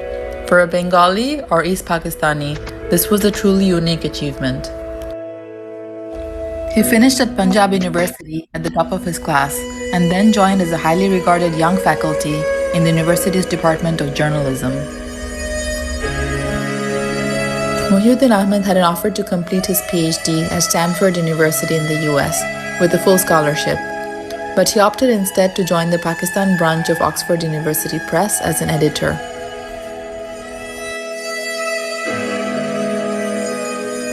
In 1975, after the independence of Bangladesh, he established his own publishing company, University Press Limited, or UPL. He supported numerous scholars by publishing the greatest number of research papers in book form in Bangladesh. He took scholarly publishing to new heights in this country. He also attempted to disseminate Bangladeshi literature on international fora. A significant number of translated works were published by UPL for a global audience.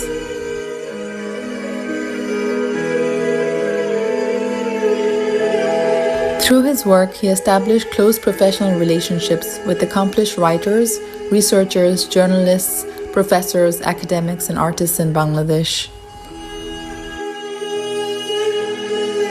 During his time at UPL, the head office was constantly graced by the presence of everyone from politicians to luminaries from every field. In 1988, he was awarded a cultural doctorate in publishing management by World University in Arizona. Mohiuddin Ahmed was among 17 publishers from around the world who were invited to Norway by the country's prime minister in recognition of their work on environmental issues.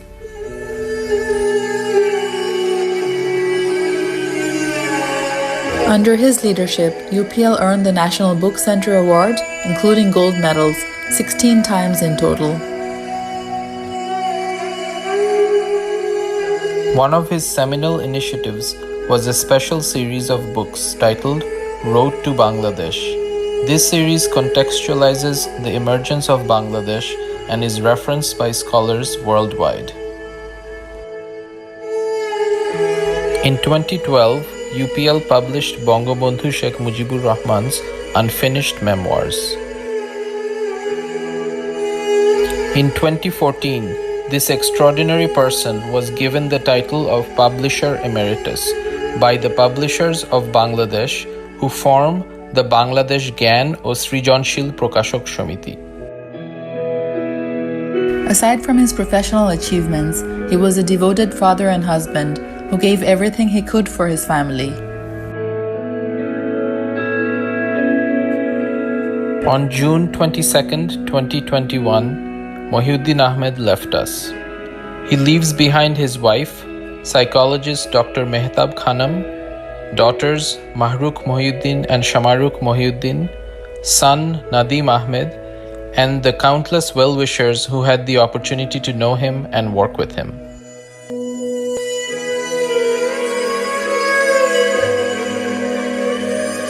Mohiuddin Ahmed dreamt of establishing a knowledge-based society.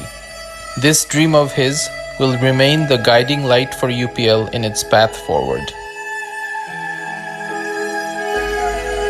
You are, and you always will be, with us.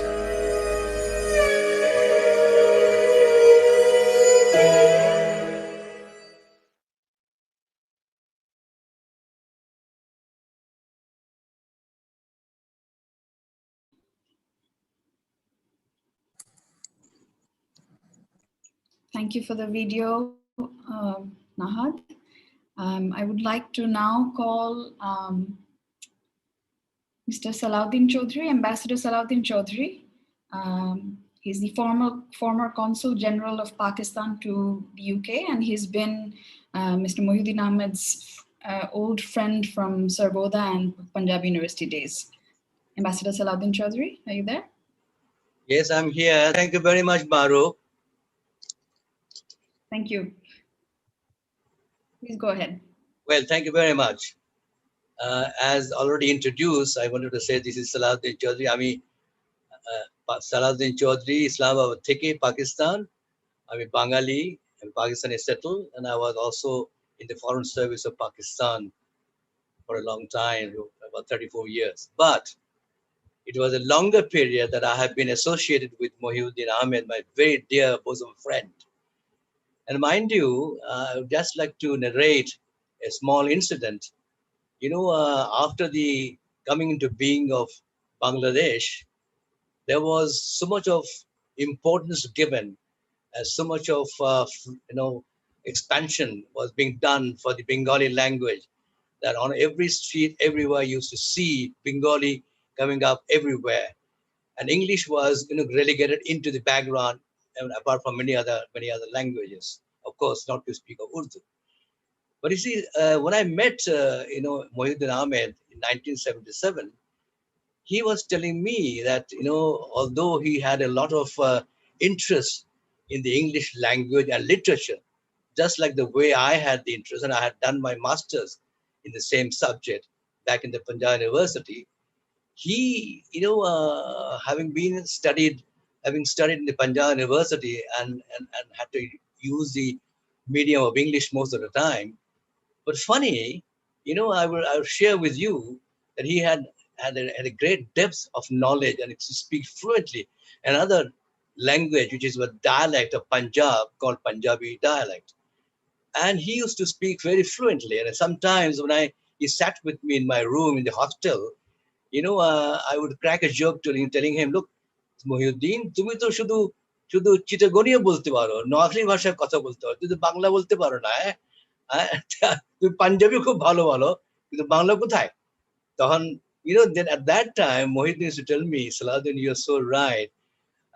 Somehow, I did not acquire that much of skill to speak the language or even to write in that language.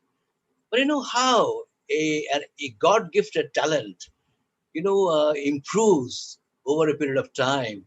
And then, of course, given the dedication that Mohiuddin had, he really acquired great depth, great knowledge, and skill about the Bengali language. And that is why OUP, turning into UPA later, had done so much of contribution to that particular language in Bengali. So much of academic, so much of intellectual property. Like Mr. Usmani was saying earlier. Hello? Hello, can you hear me? Yes, please go ahead. Sorry, that was probably an interruption. So Mr. Usmani had done, said so well, and the tribute paid by him was fantastic, I must say, as true as to the core of the heart of everyone here participating. During those days, so Mohiuddin told me, in fact, he was cracking a joke on me when I told him, look, I have a desire, I have a plan. Probably when I finish my foreign service experience, I will do my memoirs or autobiography. So Mohiuddin, would you be able to have UPL to publish it? You know what Mohiuddin said? Look, you are no intellectual, you are nobody. You have to make something later on. We cannot guarantee you any kind of publication now. Funny, even today, I have done some writing, but I have not finished my memoirs yet. But who knows? If I live longer enough, probably I'll do one day. But why am I saying this? I would request, Mahrukh, and Shamarukh, lovely two daughters of Mohiuddin, to take upon the burden, or in fact the responsibility, to do a biography of Mohiuddin, because the whole, not only Bangladesh or the South Asian countries in the area, but the entire world got to know about Mohiuddin, the way he contributed to the field of publication, to the publishing, the way the publishing house has been done, and the way it excelled not only in the country but all over the world, like Mr. Usmani was saying. And interestingly, I would like to add here, Jeff Wood, having said that it is probably a day of celebration, not a day of solace, not a day of mourning as such, because we celebrate what Mohiuddin left. We celebrate the footprint of Mohiuddin's extraordinary, experience and contribution. We celebrate Mohiuddin as a writer, as a publishing emeritus, par excellence. Par excellence, I must say that. I say it from the bottom of my heart, Mahrukh and Shamarukh and all other participants, that Mohiuddin deserves by all means. And I'm going to do my own write-up about Mohiuddin shortly, and probably I'll do an obituary also. And meanwhile, I would like to share with you, Mahrukh, you and Shamarukh, you are like my daughters as well. I'd like to share with you that I have already written a sonnet. It's called Ode to Mohiuddin, or I'm calling it short, Mohi. Ode to Mohi. See, I don't know, he probably has a nickname, I think you mentioned. I will find out for you that later on. So that I will send you in due course of time once I have done my rhyming, etc. Because I'm a student of Shakespeare as a sonnet writer more than Shakespeare as a drama writer. I was very fond of him, and so I do my sonnet writing now, but in the Shakespearean style, not in Ben Jonsonian style. Now, having said all this, I would like to again point out to you, Mahrukh and Shamarukh, that just 2 days back here in Islamabad, I, being the senior executive vice president of the Sargodian Old Boys Association, we had a little session at the Board of Trustees meeting, and we paid tribute to Mohiuddin along with a couple of other people who left us from this world. They're all Sargodians, and Mohiuddin Ahmed being one. Then of course there's another gentleman, Zafrullah Khan. He was a CSP officer, and also Zafar is a Zakauddin, the initiator of the Pakistan Sargodian Spirit Trust school system. So in that, most of us, all the participants, pay tribute about Mohiuddin, and of course I introduced Mohiuddin to everyone there. So in this context, I would like to request Mahrukh and Shamarukh to do the biography, and request you to include a chapter on Mohiuddin's association, Mohiuddin being a student, a budding student, a youngster, as a Sargodhi in Pakistan Air Force School. We all of us knew him, but all the rest of us must get to know about his school days, about his college days, about his university days. The two important segments: one, Sargodha Public School, another Punjab University. Of course, you have narrated, you've done a beautiful documentary, video documentary, but of course, a written documentary is equally important. That is UPL, and UPL must do it, I think. So with this, I would like to wind up for today. And who knows, maybe I will take part again if you allow me to do so. But I really feel inside me that we have missed, we have lost a great intellectual from the midst of us, and we will miss them. But as I said, I will repeat it again: we must celebrate the footprints Mohiuddin left in the world of intellect, in the world of publishing, in the world of all the rest of it, and the friendship that he created.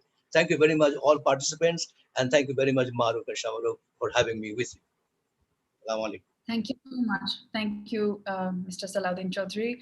And let me assure you that we are trying to piece together all the documents we have on him so that we can put this together in the form of a biography.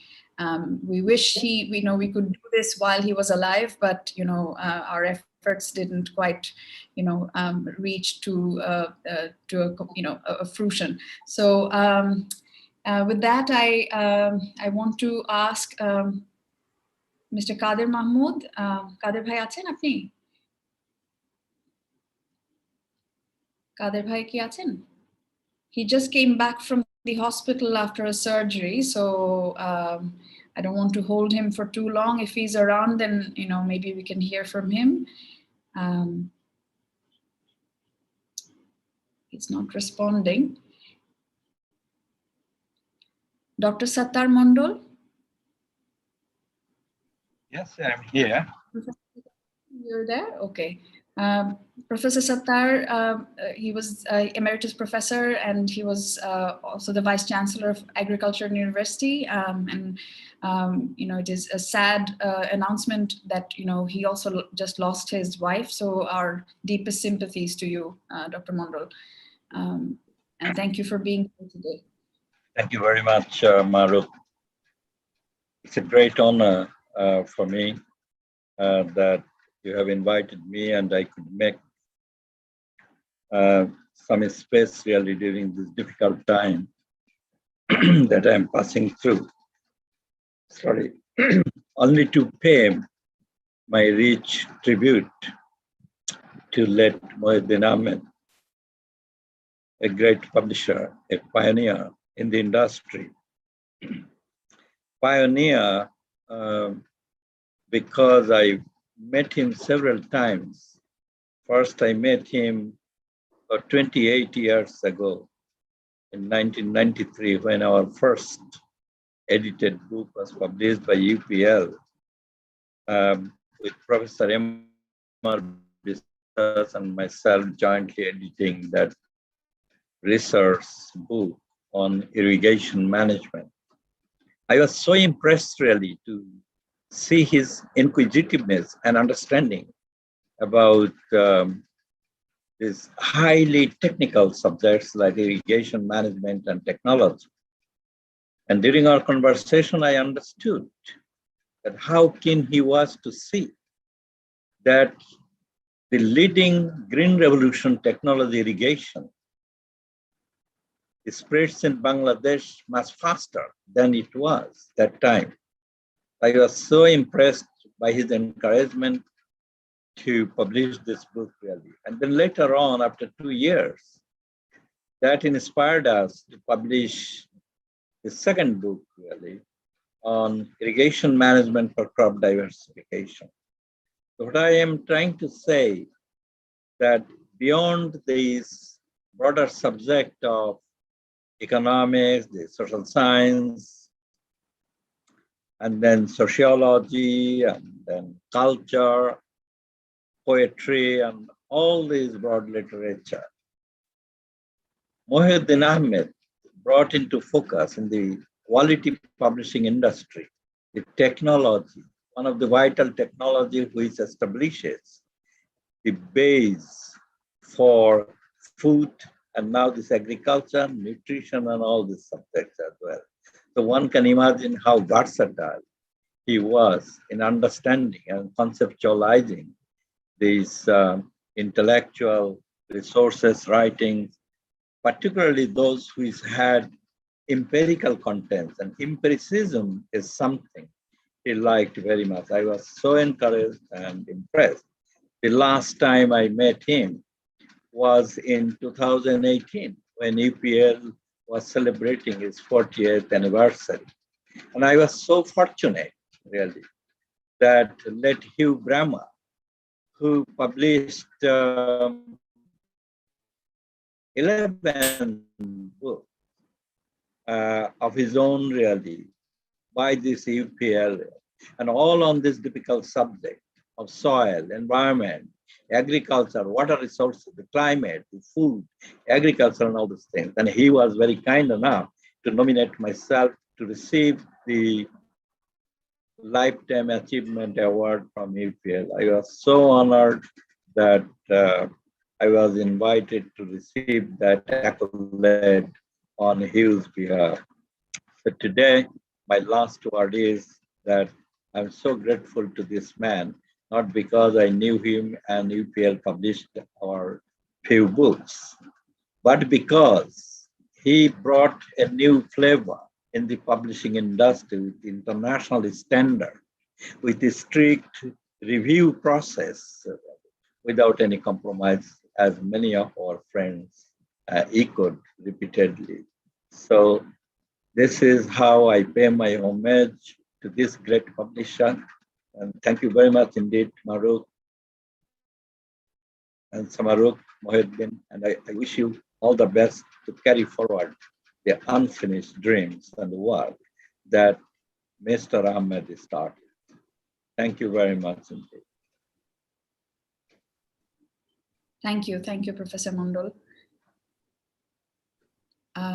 If Kader Bhai is here, we can hear from you now.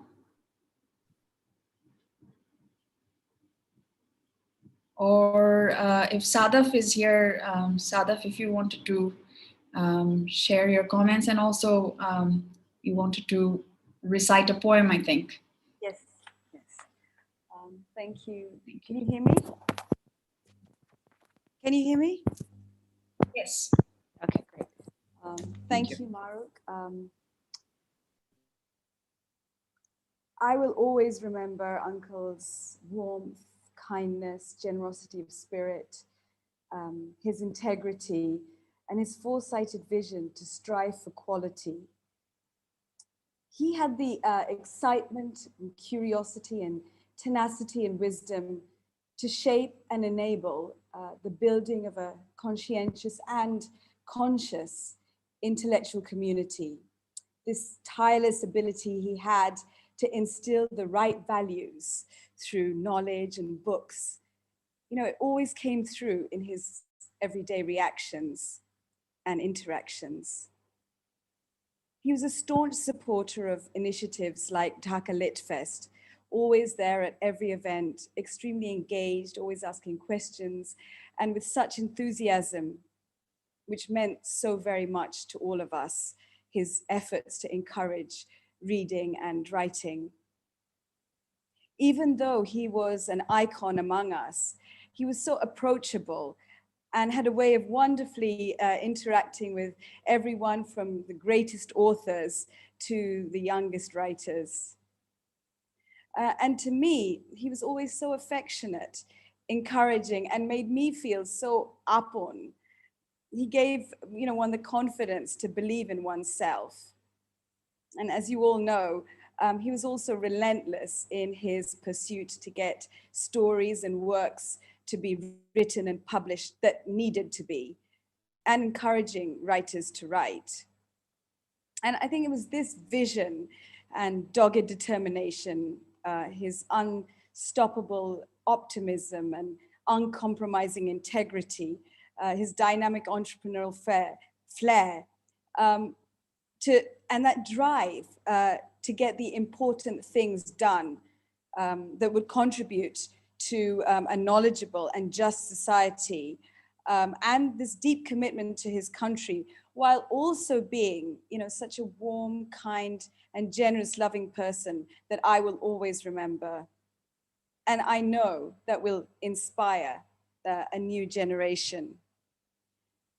One of the great joys of my life is when UPL published my book of poetry in English. And I'm honored to recite a poem for Uncle here today. Maruk and I had actually both thought of this poem. And it's an ode on the poets by John Keats. Bards of passion and of mirth, ye have left your souls on earth. Have ye souls in heaven too, double-lived in regions new?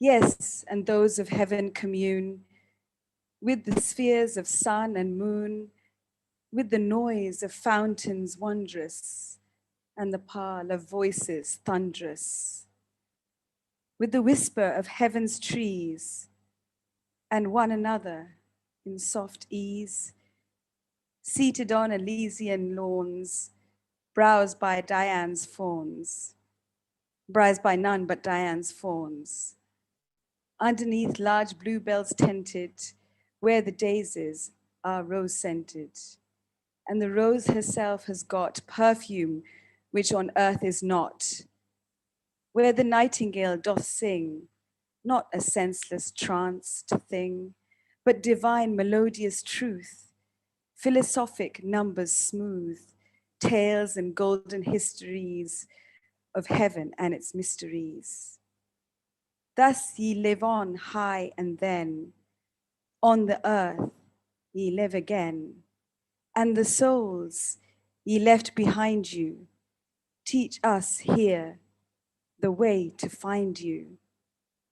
Where your other souls are joying, never slumbered, never cloying, here your earthborn souls still speak to mortals of their little week, of their sorrows and delights, of their passions and their spites, of their glory and their shame, what doth strengthen and what maim. Thus ye teach us every day wisdom, though fled far away. Bards of passion and of mirth, ye have left your souls on earth.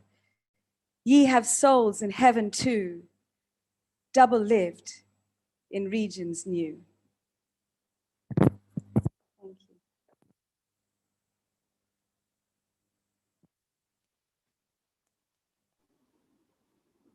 Thank you, Sadaf.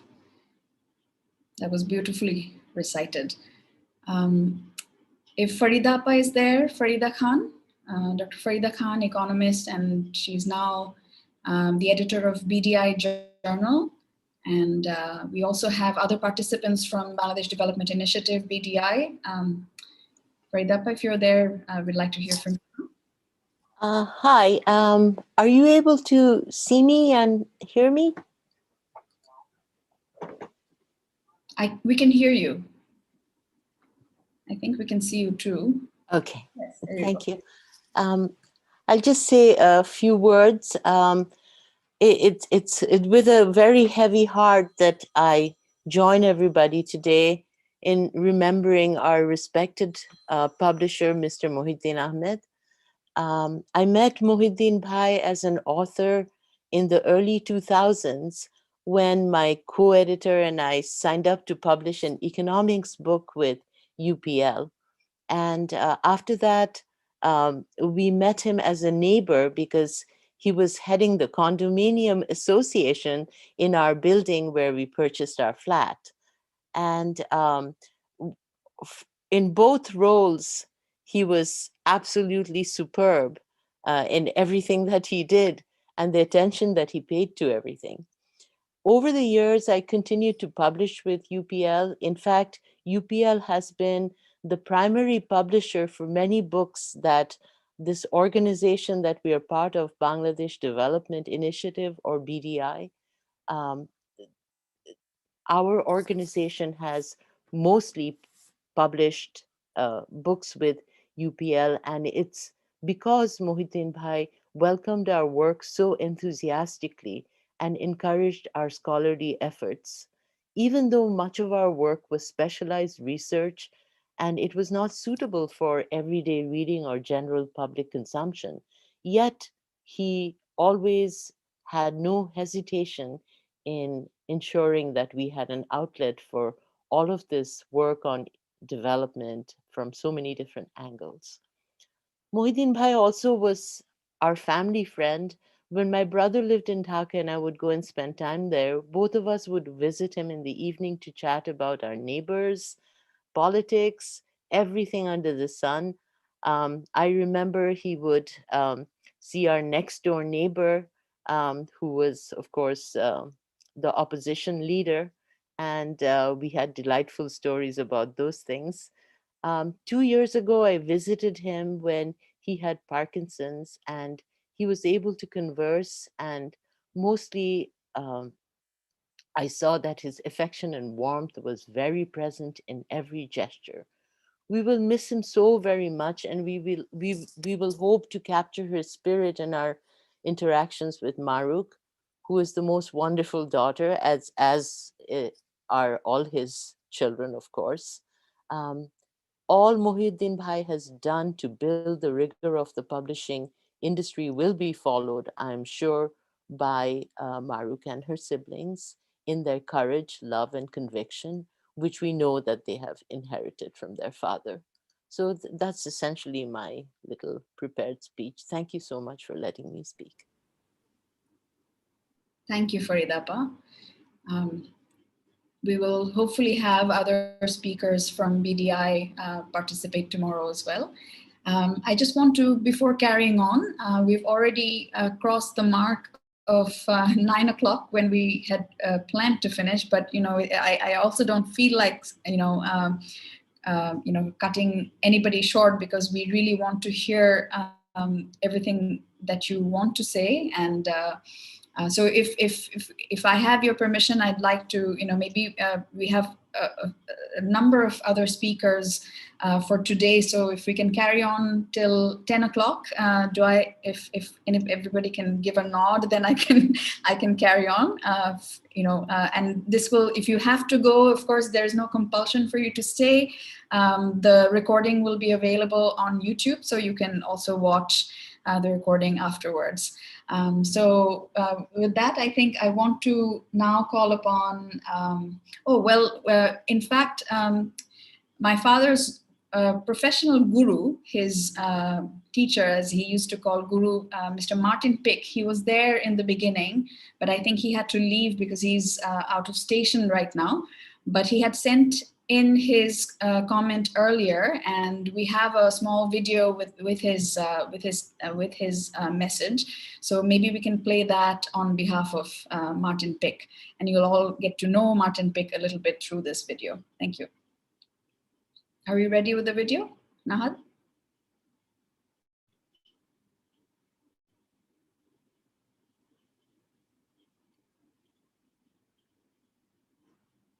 Mohiuddin and I first met in 1970 when he applied to Oxford University Press for the job of editor, working with me and under David Cunningham, who was then the general manager of OUP Pakistan. I was working in Dhaka when he had his first interview with David, who wrote to me enthusiastically saying he thought he would be very suitable. When I returned to Karachi soon after this, I had 3 months in East Pakistan and had travelled all over the country and was well aware of the catastrophe of the military crackdown and impending civil war. When I met Mohiuddin, he explained he had lived in West Pakistan since he was a teenager on an academic scholarship. He had a balanced view of the whole country and its history. He clearly wanted to get stuck into the core work of OUP and was not afraid of learning the different stages of academic book publishing. His secondary school had been in Abbottabad, and after a few months we visited his mentor, in those days an Englishman, who was by then retired but still lived there. Mohiuddin wanted him to know he had remained influenced by British education.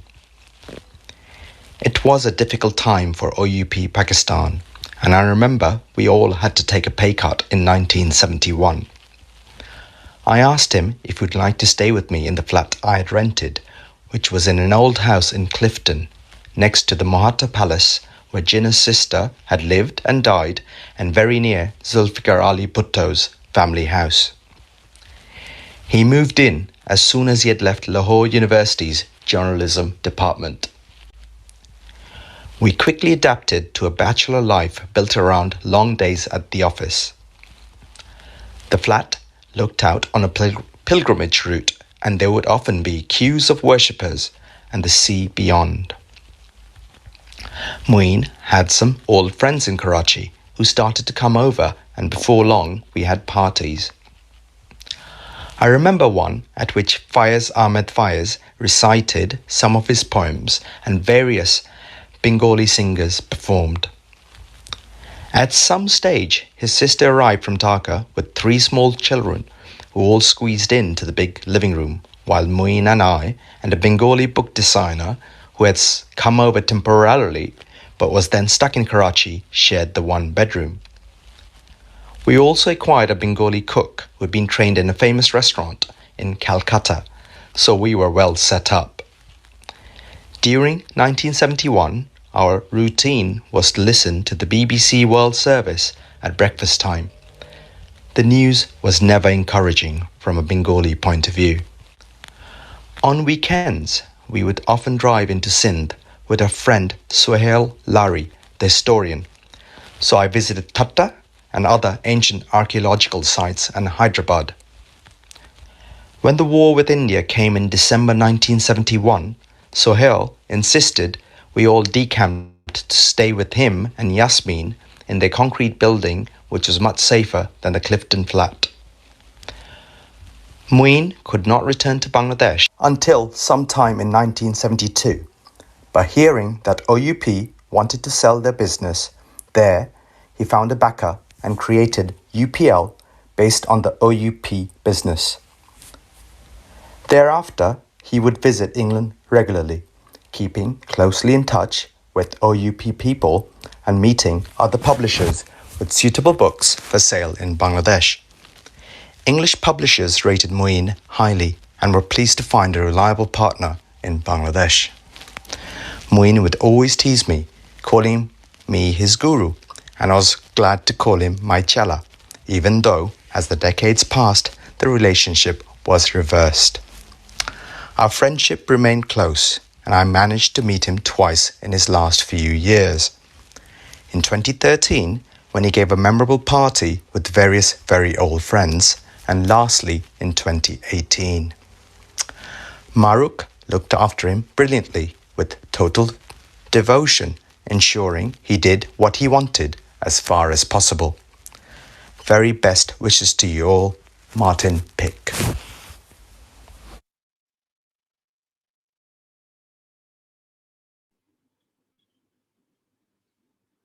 Thank you, Nahad. So that was Martin Pick, and now I would like to call Rifat Munim. Rifat, if you're there, Rifat is the literary editor of Dhaka Tribune.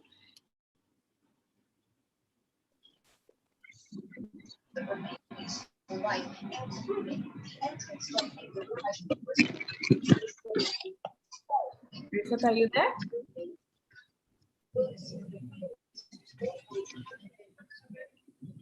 Okay, I think we lost him. So maybe Dr. Rashid Al Mamun Titumir. Titumir bhai, আপনি আছেন? জি জি আছি। ধন্যবাদ। আমাকে শোনা যাচ্ছে? জি জি শোনা যাচ্ছে, হ্যাঁ, পরিষ্কার। সম্মানিত শ্রদ্ধাভাজন সুধীজন, এখানে সমবেত সবাই আমার গুরুজন। তাদের বক্তব্যে আমরা সমৃদ্ধ হয়েছি।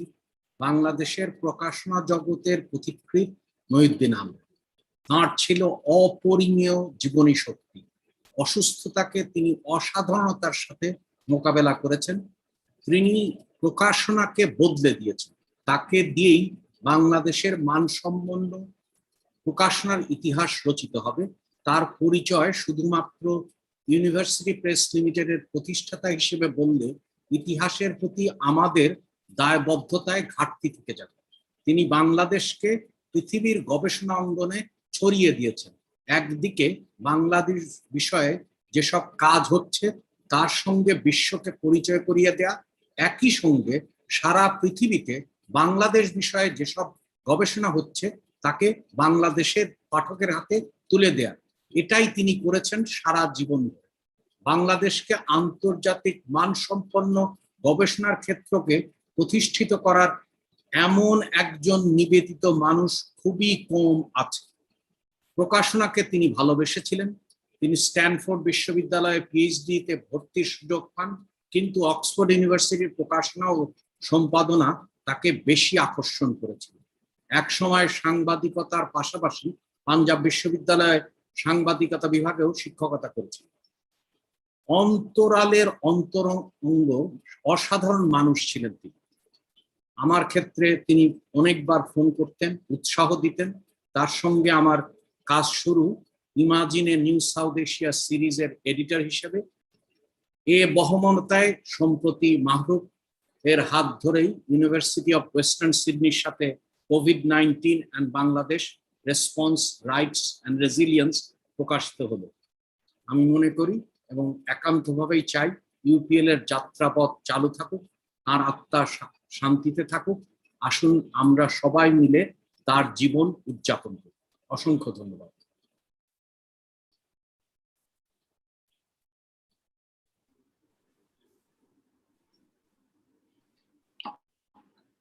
ধন্যবাদ তিতুমির ভাই।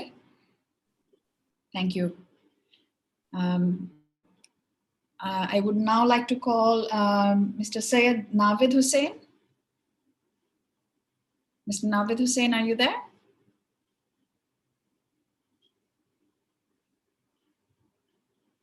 He's the CEO of Beximco Textiles.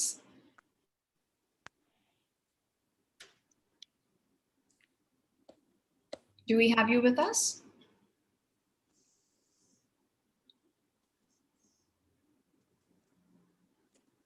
এটা আইপ্যাড লেখা আছে নিচে আমার ছবি, এটা কিভাবে iPad? Yeah, can you hear me? Yes. Yes, we can hear you. Okay, so firstly, my deepest condolences to Maruf, Shahrukh, and the entire family on such a huge loss of such an illustrious man. But a person with Mr.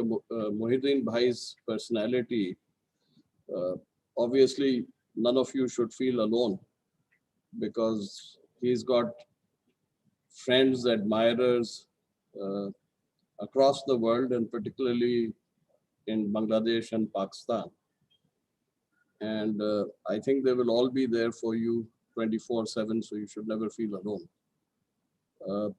I met Mr. Mohiuddin Bhai through my sister, Amina Sayyed, who was the chairperson of Oxford University Press Trust.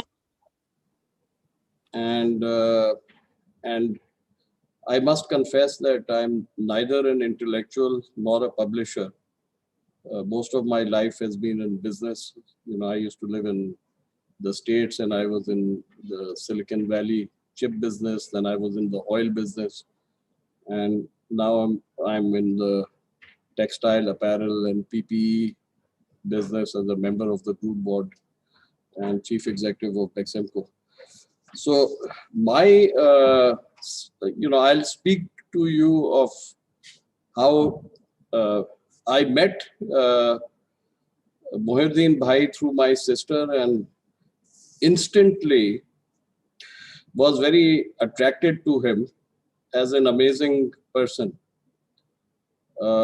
I think, what he was shy, he was withdrawn, but he was amazingly charismatic, and his empathy, his character, which went way above any bias or any prejudices.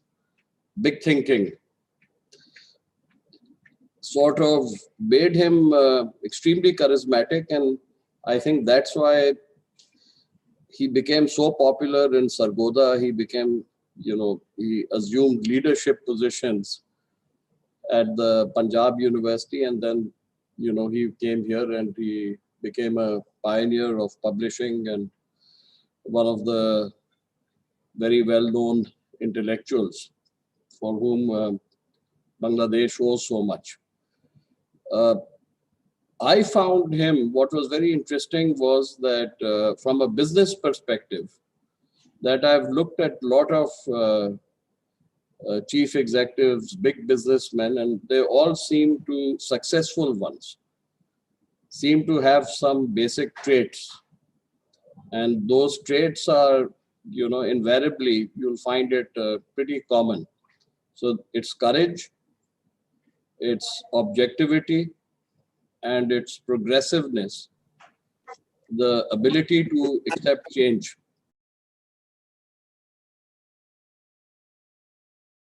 To send it back, press 6.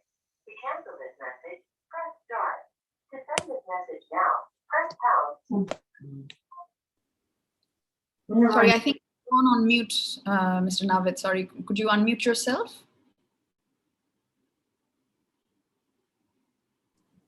Okay.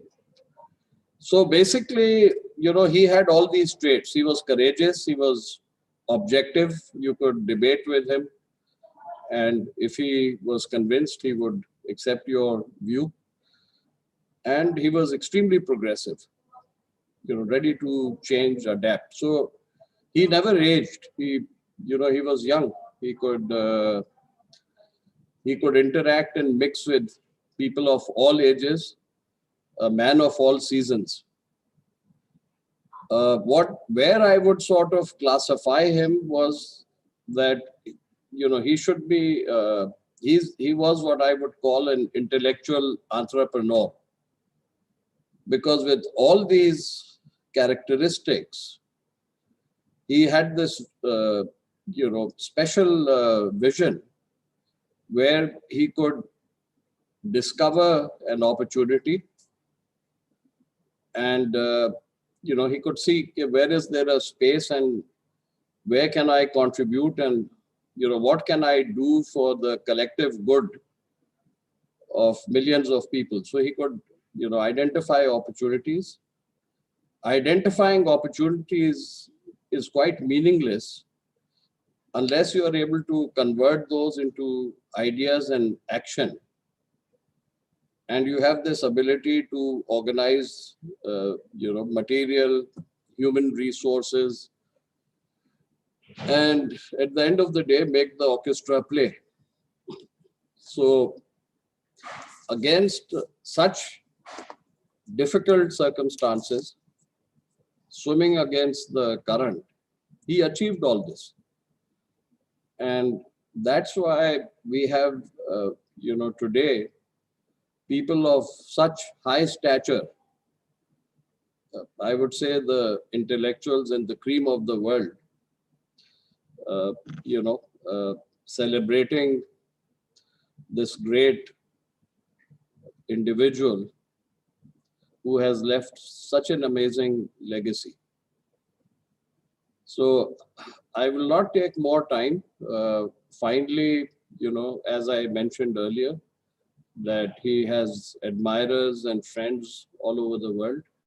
I, for one, will always be there 24/7. If any members of Mohiuddin Bhai's beloved family needs me, please call. Thank you very much. Thank you so much, Mr. Navid Hussain. Thanks for staying on. I would now like to hand over the MC responsibility to Adib Mahmood, my brother-in-law, and take it forward. Thank you, Adib. Thank you, Maruk. And good evening, good afternoon, good morning. I know that people are joining from North America, from Europe, and from Dhaka. Assalamu alaikum, everyone. Greetings. And it's a real honor for me to play this small part in remembering and celebrating the life of Mr. Mohiuddin Ahmed, my father-in-law, and someone who always treated me like his own son. And also a privilege to be here with all of you, to be in this dialogue.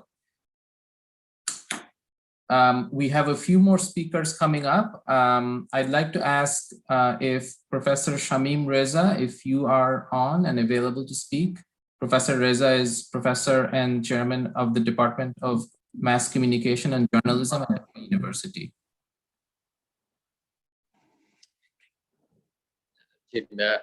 অনেক ধন্যবাদ। Sorry, আপনি muted. Just give me a minute. জি, এখন শোনা যায়? পাচ্ছেন? Can you hear me? No, we still can't hear you. শোনা যাচ্ছে শামীম ভাই, আদিব শুনতে পাচ্ছে? এখন শুনতে পাচ্ছেন? No, sorry. We can hear you. শোনা যাচ্ছে? হ্যাঁ, শোনা যাচ্ছে। জি। Adib, can you check your audio? I don't know if you connected by phone, maybe you might need to unmute on the phone as well as the computer, but we're still not able to hear you. Unmute, not sure. আমরা কিন্তু শুনতে পাচ্ছি। আচ্ছা আচ্ছা, তাহলে আমার মনে হয় যে আমি কন্টিনিউ করি, রাইট? বলছেন they can hear me. ওকে, যেটা বলছিলাম যে লেখক হিসেবে আমার কোনো পরিচিতি নাই, পরেও আমাকে আমন্ত্রণ জানানোর জন্য ধন্যবাদ। এবং যার সম্পর্কে আলোচনা হচ্ছে মহিউদ্দিন আহমেদ, তার সঙ্গে আমার পরিচয় 90 দশকের সেই দিকে। আমি তখনকার সেভ দ্য চিলড্রেন ইউকের একজন কর্মকর্তা হিসেবে কাজ করছিলাম। তো তার আগ্রহের জায়গা তৈরি হচ্ছিল মানসম্পন্ন প্রাথমিক শিক্ষা নিয়ে, এবং আমরা এক পর্যায়ে আলোচনা করছিলাম যে খুব ভালো সমস্ত প্রকাশনা আছে অন্যান্য দেশের অভিজ্ঞতায়, সেগুলো বাংলাদেশে যায় কিনা ইংরেজিতে, এবং হলে সেটা বাংলা করা। সেই সুবাদে একজন তরুণ কর্মকর্তা হিসেবে আমাকে হলো সেভ দ্য চিলড্রেনকে মহিউদ্দিন আহমেদের সঙ্গে আলাপ করবার জন্য। যে আলোচনা আমার বয়োজ্যেষ্ঠরা করেছেন, সেই আলোচনা সেদিনও উঠেছিল যে শুধু একটা বই অনুবাদ করা, প্রকাশ করা, তার চাইতে আমরা একটা পার্টনারশিপে যেতে পারি কিনা, এবং আমরা একটা সম্পর্ক তৈরি করে আস্তে আস্তে আমরা সামনের দিকে নিয়ে যাওয়া। এবং দীর্ঘ আলাপ সেদিন। পরবর্তীতে উনি আরো আগ্রহ দেখিয়েছেন জার্নালিজম এডুকেশন সম্পর্কে, আমরা কি ধরনের করি এখানে, কমিউনিকেশন স্টাডিজ এর অবস্থা এসব নিয়ে। পরে সেভ দ্য চিলড্রেন বইটি প্রকাশ করেছিল, কিন্তু ঠিক ইউপিএল থেকে কিনা আমার স্মরণ আসছে না। এবং একই সময় ট্রেস ব্লশের লস্ট ইনোসেন্স বইটা নিয়ে খুব আলোচনা হচ্ছিল, বিশেষ করে যারা সংস্থা এবং আন্তর্জাতিক বেসরকারি সংস্থা, তাদের খুব পছন্দ হয়েছিল বইটা এবং অনেক কাজেও আসতো। সবকিছু মিলে আমাদেরও মনে হয়েছিল যে আমরা এই ধরনের একটা কাজ ইউপিএল এর সঙ্গে করতে পারি কিনা। ইউপিএল এর নাম এই কারণে উঠেছিল যে আমরা আর এরকম পাচ্ছিলাম না যে যার সঙ্গে আমরা এই আলোচনা করতে পারি বা আমরা বোঝাতে পারি যে এই ধরনের কাজ আরো হওয়া দরকার, এবং আমরা যদি গবেষণাগুলো সরবরাহ করি সেগুলো প্রকাশ করবার জন্য আমরা ওই মানের প্রকাশক সেখানে পাচ্ছি না। তো তারপরে ওনার সঙ্গে তো বিভিন্ন সময় দেখা হয়েছে অনুষ্ঠানে, নানান আয়োজনে, মারুফদের বাড়িতে।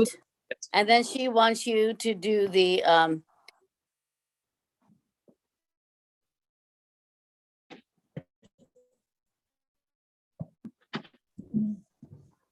জি, আমাকে সাজাতে মারুফ? জি শামীম ভাই, কন্টিনিউ করেন প্লিজ। তো যেটা আমার যে বিষয়গুলো তার সবচেয়ে আকর্ষণীয় মনে হয়েছে, যে আলোচনা অন্যরাও করেছেন, খুব সংক্ষেপে বললে উনি ওনার সেই থিসিসের কথাগুলো বলতেন, যে স্বাধীনতার পরে যখন শিক্ষকরা ফিরছে, ঢাকা বিশ্ববিদ্যালয়ের কথা বলতেন, তখন তাদের থিসিসটা কোথায় নিয়ে যাবে, কোথায় প্রকাশ করবে। এই ঘাটতি কিন্তু এখনো রয়ে গেছে, যে ভালো মানের কাজ প্রকাশের ক্ষেত্রে সবসময়ের জন্য একটা চ্যালেঞ্জ রয়ে গেছে। বিশ্ববিদ্যালয়গুলো সেই জায়গাটা তৈরি করতে পারেনি, বাইরেও পায়নি, এবং ইউপিএল অসাধারণ একটা কাজ সেখানে করেছে। এবং উনি খুব আনন্দ নিয়ে কথাগুলো বলতেন যে থিসিস আসছে, এবং আমি অপেক্ষা করতাম একটা ভালো থিসিস যেন অন্য কারোর হাতে পড়বার আগে আমার কাছে আসে। যদিও পরবর্তীতে বুঝাচ্ছি যে সেই সময় ভালো থিসিস অন্য কারো আবার তেমন কোনো সুযোগ ছিল না, ইউপিএল এর বিকল্প তখন ওঠেনি কোনো অবস্থাতেই। এবং তিনি সেগুলো দেখে, যেটা অন্যরাও বলেছেন, যে মনোযোগ দিয়ে মুদ্রণ প্রকাশনা বলতে যা বোঝায়, এর বাইরে তার সঙ্গে আমার একটা আলোচনার সুযোগ তৈরি হচ্ছিল জার্নালিজম এডুকেশন নিয়ে। উনি আমাদের কথা জানতে চাইতেন, যখন প্রথম এখানে শুরু হলো কাজ সে সম্পর্কে তার মত দিতেন, অভিজ্ঞতার কথা বলতেন। পাঞ্জাব বিশ্ববিদ্যালয়ে তার অভিজ্ঞতার কথা বলতেন। অনেকদিন পরে আমাদেরও সুযোগ হয়েছিল একটা পার্টনারশিপে কাজ করবার ইউরোপিয়ান ইউনিয়নের সঙ্গে, যেখানে পাঞ্জাব বিশ্ববিদ্যালয় ছিলেন এবং তার প্রসঙ্গ সেখানে উঠেছে। সিন্ধ বিশ্ববিদ্যালয়ে জার্নালিজম নিয়ে উনি কথা, এগুলো একটা অসাধারণ জায়গা তৈরি হয়েছিল। দুঃখজনক যে সেটা বেশি দূর এগিয়ে নিয়ে পক্ষে সম্ভব হয়নি। এবং আজকে আমার বিশ্ববিদ্যালয়ে যখন 100 বছর উদযাপন, নিজের বিভাগও 60 বছরের বেশি হয়ে গেছে, এই সাক্ষাৎকার গুলো ধরে রাখতে পারলে আমি মনে করি যে অমূল্য সম্পদ হতো। সেটা আমারই ব্যর্থতা। ওনার পিএইচডি নিয়ে অনেকে আলোচনা করেছেন, সেটা নিয়েও বলতেন। এবং স্ট্যানফোর্ডে আমি কি ধরনের বৃত্তি পেয়েছিলেন, আমাকে যেটা বলেছিলেন সম্ভবত উইলবার শ্যামের সঙ্গে তার যোগাযোগ হয়েছে, খুব প্রভাবশালী ব্যক্তি তখন, যিনি যোগাযোগ শিক্ষা এই অংশে ছড়িয়ে দেওয়ার ক্ষেত্রে মার্কিন যুক্তরাষ্ট্রের পক্ষে বড় ভূমিকা পালন করেছিলেন মডার্নাইজেশনের সময়।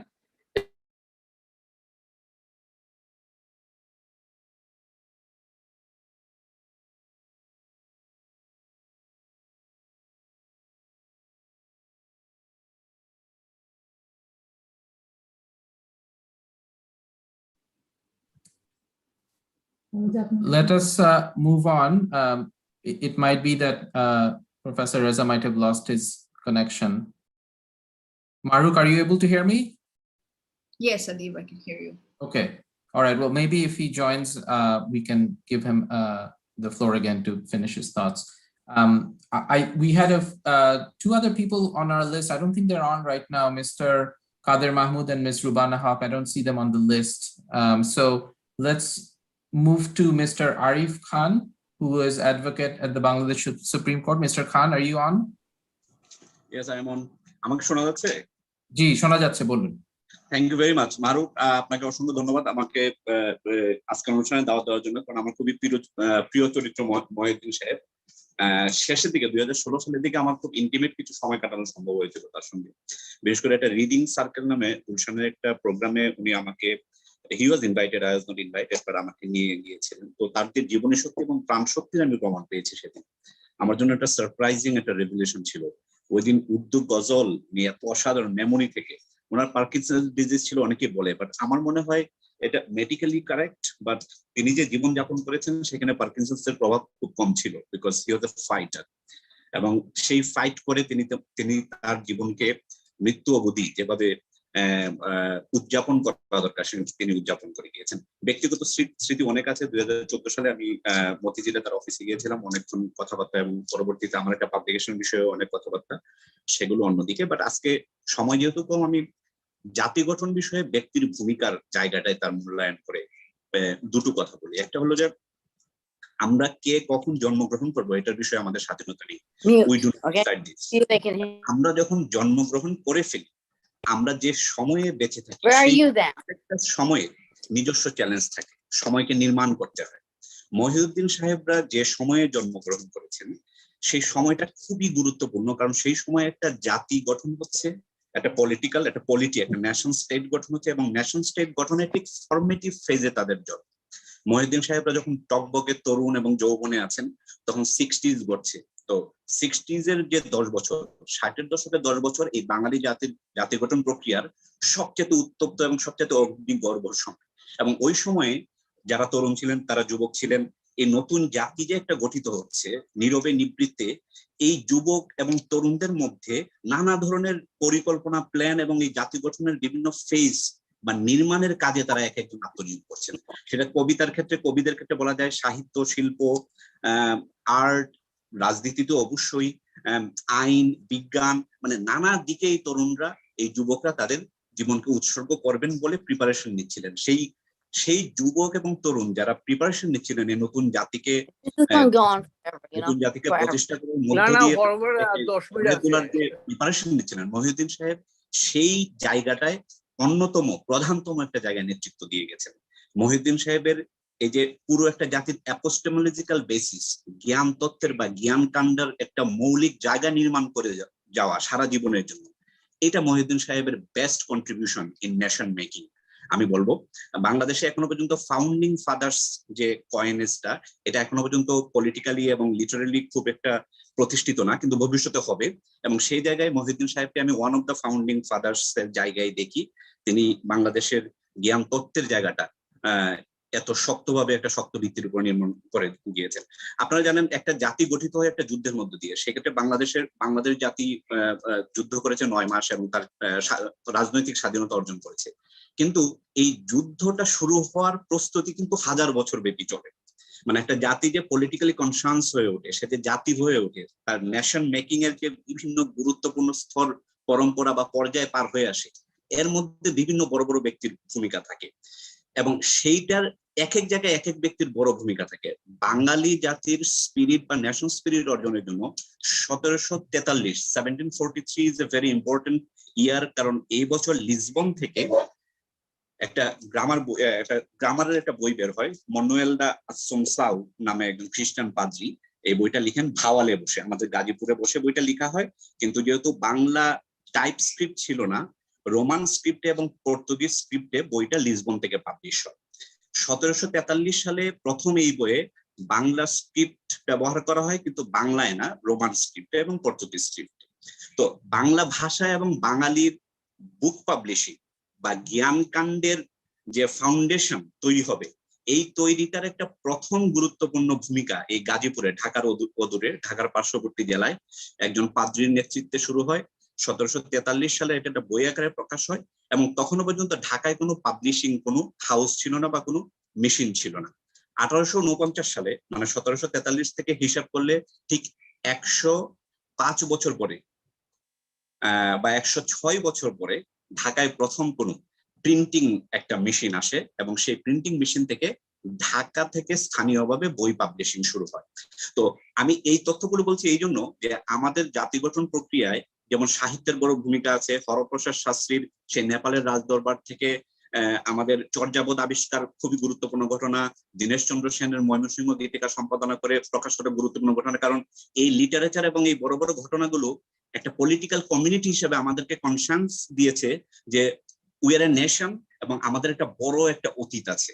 তো এই পাবলিশিং এর জায়গায় একটা নেশনের তো শুধু একদিক থাকলে হয় না, সাহিত্য থাকলে হয় না, এর প্রকাশ এবং এর যে জ্ঞান তথ্যের নির্মাণেরও একটা আন্দোলন প্রয়োজন হয়। তো 1849 সালে ঢাকায় প্রথম মানে প্রিন্টিং প্রেস প্রতিষ্ঠা হওয়ার পর 1947 পর্যন্ত, আমি বলছি ভারত এবং পাকিস্তান বিভাগ হওয়া পর্যন্ত, ঢাকায় অনেক যন্ত্র প্রতিষ্ঠিত হয়েছে, বুক পাবলিশিং হয়েছে, বাট মেনলি মানে নোট বই নির্ভর। সিরিয়াস কোনো একাডেমিক বইয়ের বাজারও ছিল না, কোনো উদ্যোগ বা কোনো সংস্থানও এখানে বেশি ছিল না। 1947 সালে যখন পূর্ববঙ্গ হিসেবে এই বঙ্গ স্বাধীন হয়েছে ব্রিটিশদের কলোনিয়াল পিরিয়ড থেকে, তখনও পর্যন্ত প্রভিন্সিয়াল বুক ডিপো, প্রেসিডেন্ট বুক হাউস নামে এরকম কয়েকটা বইয়ের দোকান ছিল বাংলা বাজার এবং পুরান ঢাকায়। তখনও পর্যন্ত ঢাকার মানুষ বা বাংলাদেশের মানুষের জন্য বইয়ের কোনো বড় ধরনের কোনো ভিত্তি, একাডেমিক পাবলিশিং তো দূরে তৈরি হয়নি। 1971 সাল পর্যন্ত সেই নোট বই ভিত্তিক বাঙালি জ্ঞান এবং মনরচর্চার ঢেউয়েরই দ্বিতীয় ফেজ চলেছে। মহিউদ্দিন সাহেব স্বাধীনতার পরে ইউনিভার্সিটি প্রেস লিমিটেড শুরু করে যেটা করেছেন, he brought a paradigm shift in our knowledge exercise. এই প্যারাডিম শিফট শুধু তা না, প্যারাডিম শিফট মানে জাতির দৃষ্টিভঙ্গি বা সময় থেকে দেখলে মনে হয় প্যারাডিম শিফট। আর he is a founder in the sense that তিনি প্রথম একাডেমিক পাবলিশিং এর এই গুরুত্বপূর্ণ একটা ভূমিকা, এবং সেটা তিনি নিছক ব্যবসার স্বার্থে বা নিছক উদ্যোগ হিসেবে নেননি। তার পাবলিশিং বিজনেসে আসার যে নিজস্ব, তার ব্যক্তিগত জীবনের যে বিশাল একাডেমিক যে স্যাক্রিফাইস, স্ট্যানফোর্ড ইউনিভার্সিটির যে পিএইচডির অফারকে রিজেক্ট করে তার এখানে যে সেটেলড হওয়ার, মানে মুক্তিযুদ্ধের পরে, তো এই জায়গাটা আমার মনে হয় মহিউদ্দিন সাহেব আমাদের মধ্যে চিরস্মরণীয় হয়ে থাকবেন। একটা জাতি গঠন নির্মাণে আজকে আমরা বাংলাদেশের স্বাধীনতার সুবর্ণ জয়ন্তী 50 বছর পূর্ণ করছি।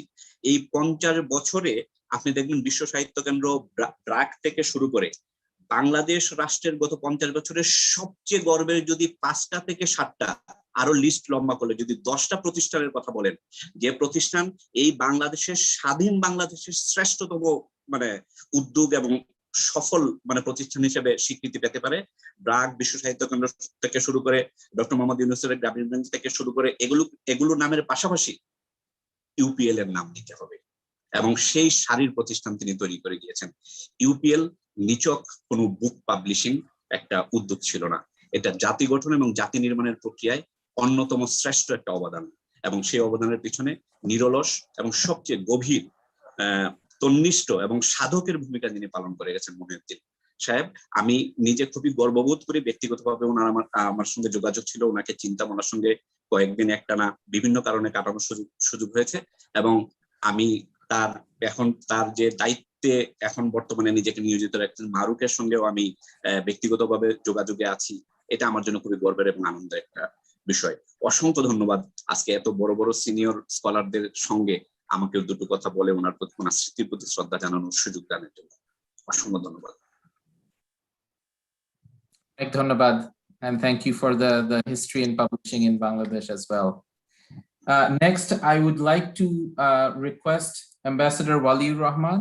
Ambassador Rahman, would you please share a few words with us?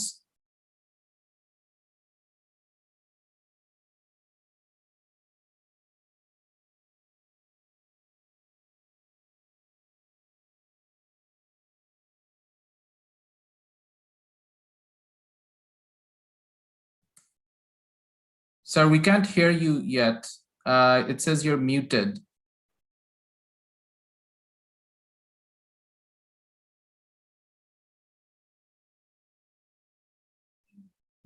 Can you hear me now? Yes, we can. Okay, right. Thank you. Thank you. Maru, it's a wonderful evening of learning. I particularly appreciated the speaker who spoke just before me. I think he has brought forward certain ideas which were intrinsic in Mr. Mohiuddin Ahmed. I got to know him well, pretty late, in the sense that I've been working abroad, first for Pakistan, then for Bangladesh, having resigned in Geneva from the Pakistan government. That was in 1971. And my first meeting with Mr. Mohiuddin Ahmed was in 1982 rather, in my mid-career, when I came back to Bangladesh Foreign Ministry. And I sent him a manuscript. The title was United Nations We Believe in. It's a very unimpressive public book, manuscript I sent to him. Then he called me. Then he said, look, I know about you, and this is a book that I'm going to publish. I said, look, that will be a great honor for me. And then after having published the book, after about 2 or 3 months, he sent me a big check. I was surprised. Then I said, look, what is so great about this book that you have sent me about 25,000 taka at that time, a check of 25,000 taka. He said, look, Wali, I'm surprised that this book is selling so much. I said, what's wrong with that? I said, look, this is a compilation of the messages that I wrote while in Oxford on various issues. Then he called me again after about 2 months. Then he said, look, I don't know why this book is selling so much. I said, maybe that there's a foreword given by the Secretary General of the United Nations. The name of the book was United Nations We Believe in. That's how my contact, my relationship with late Mr. Mohiuddin Ahmed began. And that never ended. Since then, he has published 2 more books. And they are still in the market, I understand. But then you see, the most important thing that I will say, then I will stop because it's pretty late. The speaker just before me said something very interesting.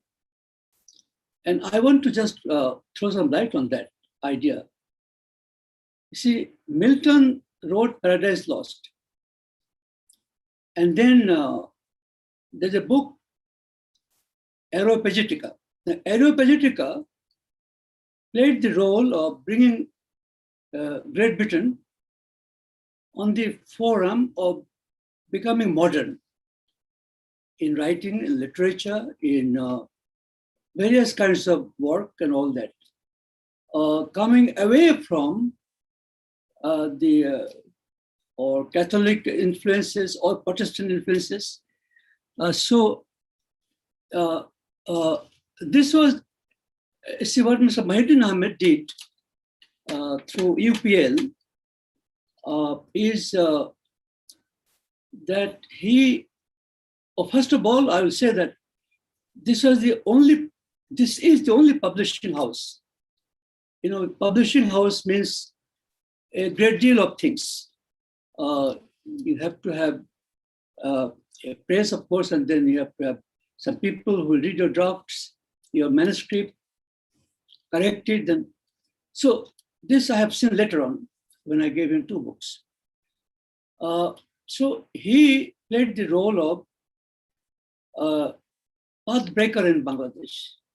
It's not only in the field of publishing books, which are still being published by Mahrukh and her family. I congratulate you, Mahrukh, for your courage that you have taken over the mantle of your father. Mr. Mohiuddin Ahmed, in my view, he brought Bangladesh in the greater field of promoting the country and country's history and literature. As I see, the Aeropagitica has written how the publishing situation in Great Britain at that time was in great crisis. And Aeropagitica was the outcome of that. And here in Dhaka, Mr. Mohiuddin Ahmed's effort to build and establish this publishing house, coming from Oxford with the experience knowledge of running a first-class publishing house in Karachi, he has infused those qualities into his own house here in Dhaka, the UPL. And UPL is an institution. It's an institution which is helping Bangladesh grow both in terms of democratic values, also in terms of educating people of the country and making them more democratic and making them more akin to know and understand literature, both of home and abroad, because he is one of those very few centers where you can get books from all over the world, which is very difficult to get in Bangladesh. You don't get good books published outside. Sometimes, as a matter of fact, right now, I get many books from my computer, and then I have it printed outside because, and then a part of that was being done by Mr. Mohiuddin Ahmed, because he used to bring, I guess, see, Mahrukh, you are still doing the same thing, that getting the good books from outside to Bangladesh. I haven't visited your center for a long time, but we have been speaking to you for a number of things, perhaps 1 or 2 books, and wish you all the best. And then on this occasion, I must say that see, praises have been heaped on him, and rightly so. I'll not praise him, but I will say that he's a man, of course. He was a man worthy of praise, worthy of love and affection. His commitment to this country, that is the most important thing. Commitment to the democratic process of Bangladesh. I found him when I met him last in 2018 at the Bangla Academy. There was a ceremony where he did give me some honor. And it was a great experience there, that he was unwell. He was sitting on a chair, but very unwell. Not very, but unwell. but he was very much in it, in the program. And that surprised me. At the same time, I was very proud to see him, that he's there and he's conducting the business of the whole program. Well, Maruf, I can speak for 1 hour about him because of the conversation, the context we have had. The last but not the least, I must mention to you that he belonged to a group of Dhaka reading circle. And my wife Shahrukh is also a member there. So she and Mohiuddin, Mr. Mohiuddin Ahmed used to go there. And he used to ask her, where is Wali? Why don't you bring him along with you? I haven't seen him for a long, long time. Is he writing something for me? You know, this was the guy, this is the man who had the whole world with him. He had never given up the life, the living, the pleasure of living in life in Bangladesh with all our problems. We are a great nation. We are a great nation. We are celebrating the 50 years of our independence. The biggest thing for me as a freedom fighter, and he represented a bit of that through his UPL, and I pay my tribute to him, and I pray that God will take care of him, and he will be God's munificence and enormous love for him, for all of us, that he will be getting his place in heaven. I thank you again. Thank you, Maruf, particularly for giving me this opportunity of making a very humble, small contribution to what he was and what he represented for Bangladesh. He was a part of Bangladesh, as somebody has said before me. I agree with him entirely. Thank you very much. Thank you very much, Ambassador Rahman. And thanks to everyone also for staying late. Sorry about the echo. Next, I would like to request Ambassador Shamsher Mobin Chaudhary. Ambassador Chaudhary, if you're able to share a few words with us, please. Thank you. Thank you very much. First to Maruf for inviting me to this very auspicious occasion of celebrating the life and legacy of a great person. And we have heard guest speakers from home and abroad who have known Mr. Mohiuddin Ahmed for such a long time. I did not know him that closely, frankly, but I knew of him. And more importantly, I came to know much more of him since his passing away through the 2 articles I read in the Daily Star, one by my friend, Professor Niyaz Ali Zaman, and the second by Dr. Debapriya Bhattacharya today. My own association with UPL is not directly through me, but my wife's upcoming book. It's a culinary book, the rare kind. It's the only book that has been endorsed by the World Association of Master Chefs. And when my wife asked me who should I look for a publishing, the instant name that came to my mind was UPL. There is no other one. And I think we have made some progress on that. So now what I would like to say, Dr. Mohiuddin Ahmed and I have personally believed, and my belief has been reinforced by what I've heard from people today, great luminaries today, that he was not just a publisher. He represented a value system, a societal value, which he expressed through his publishing and through his academic work. And I was very interested to hear what Mr. Arif Khan had to say, going back a bit into the history. Unfortunately, I think it is also important to do some self-introspection, that whether in today's generation we have been uphold the values that people like Mr. Mohiuddin Ahmed had held up for Bangladesh as we move forward.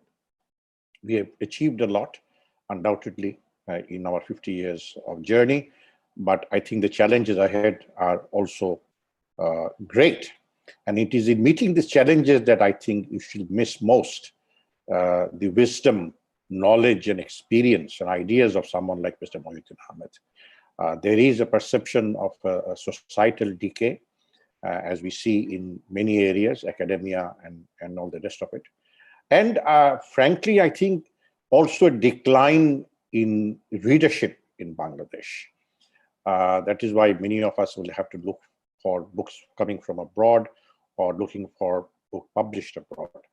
But if we are to celebrate, and we must celebrate the life and legacy of Mr. Mohiuddin Ahmed, we should all put our heads together, rise above ourselves, and see that we do not compromise on the values for which he stood, for which we fought, and for which we still strive to achieve in the future. I thank you all very much. Thank you, Ambassador Chaudhary. I'm taking on the final couple of speakers here. I think next we just have 2 more speakers. ATR Rahman, are you there?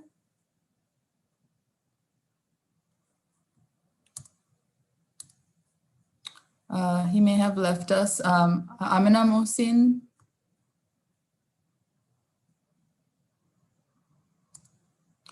And also we have a program tomorrow. So if there is no opportunity to speak today, please do join us tomorrow. I just wanted to make one last call for Mr. ATR Rahman or Ms. Amina Mohsin, if either of you are there.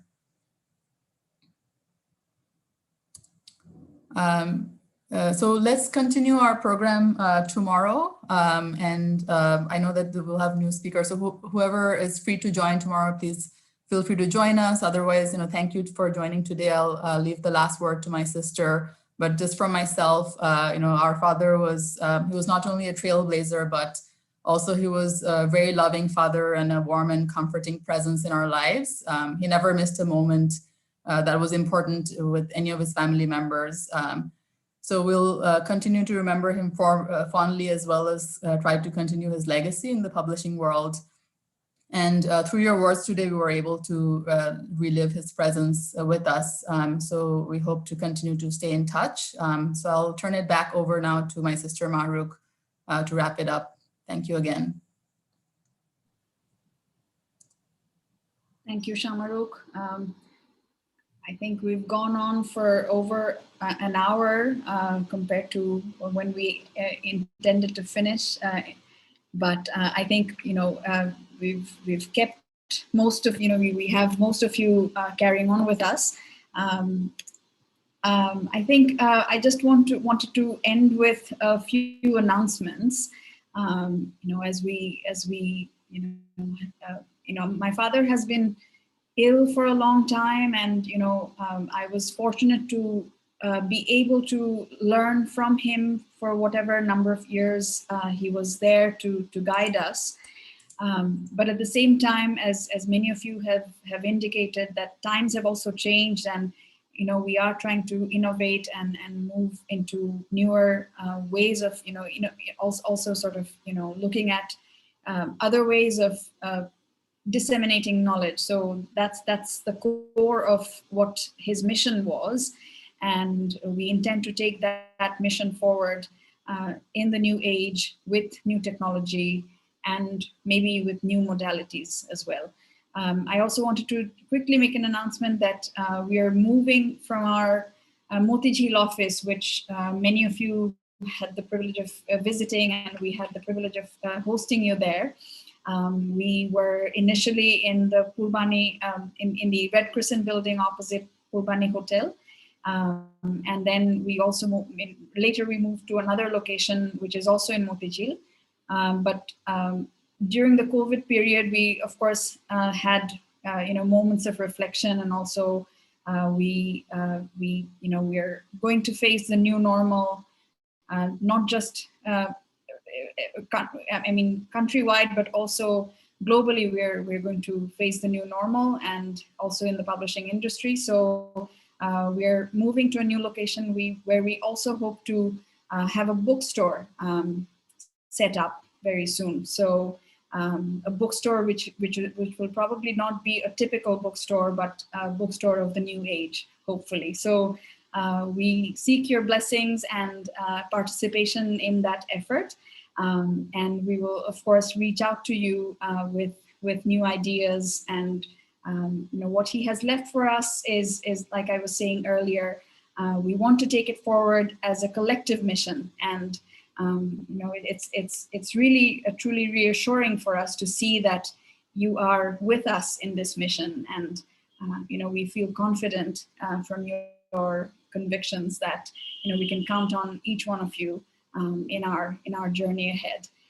So with that, I just wanted to still ask if there was anybody else who wanted to speak, because we basically had lined up speakers who had reached out to us earlier, and that's already taken 3 hours here. But if there was anybody else who wanted to say, within 30 seconds, if you wanted to say anything, maybe we can still hear from 2 or 3 of you if you wanted to say a few words. So maybe we can take 2 more minutes to hear from you. Anybody, you can unmute your mic and speak.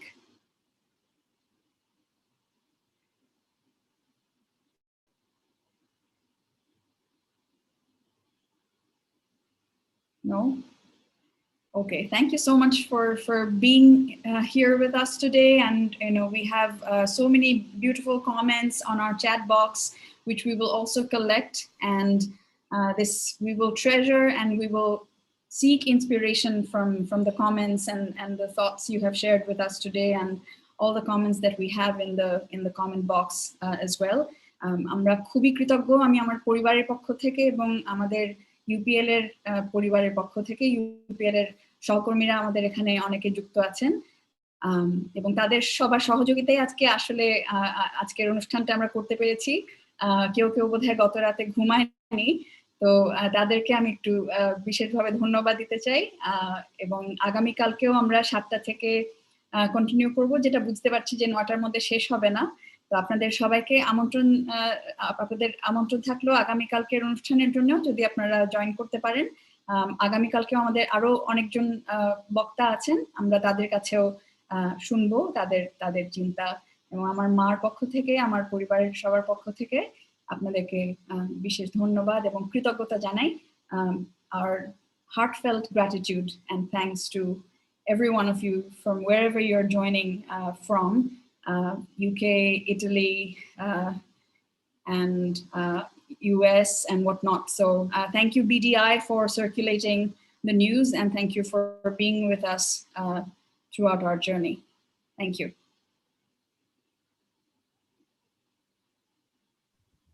Thank you. Thank you very much, Maruk and Amaru. Thank you, Maruk. Good job. Thank you, Maruk. Thank you, Shahrukh. Thank you, everybody. Okay. Thank you very much. Thank you, Maru. Thank you very much. Thanks a lot. And all the best. All the best. We'll be there with you. Thank you, Kushepa. Sure. Bye, Maru. Bye from Rome.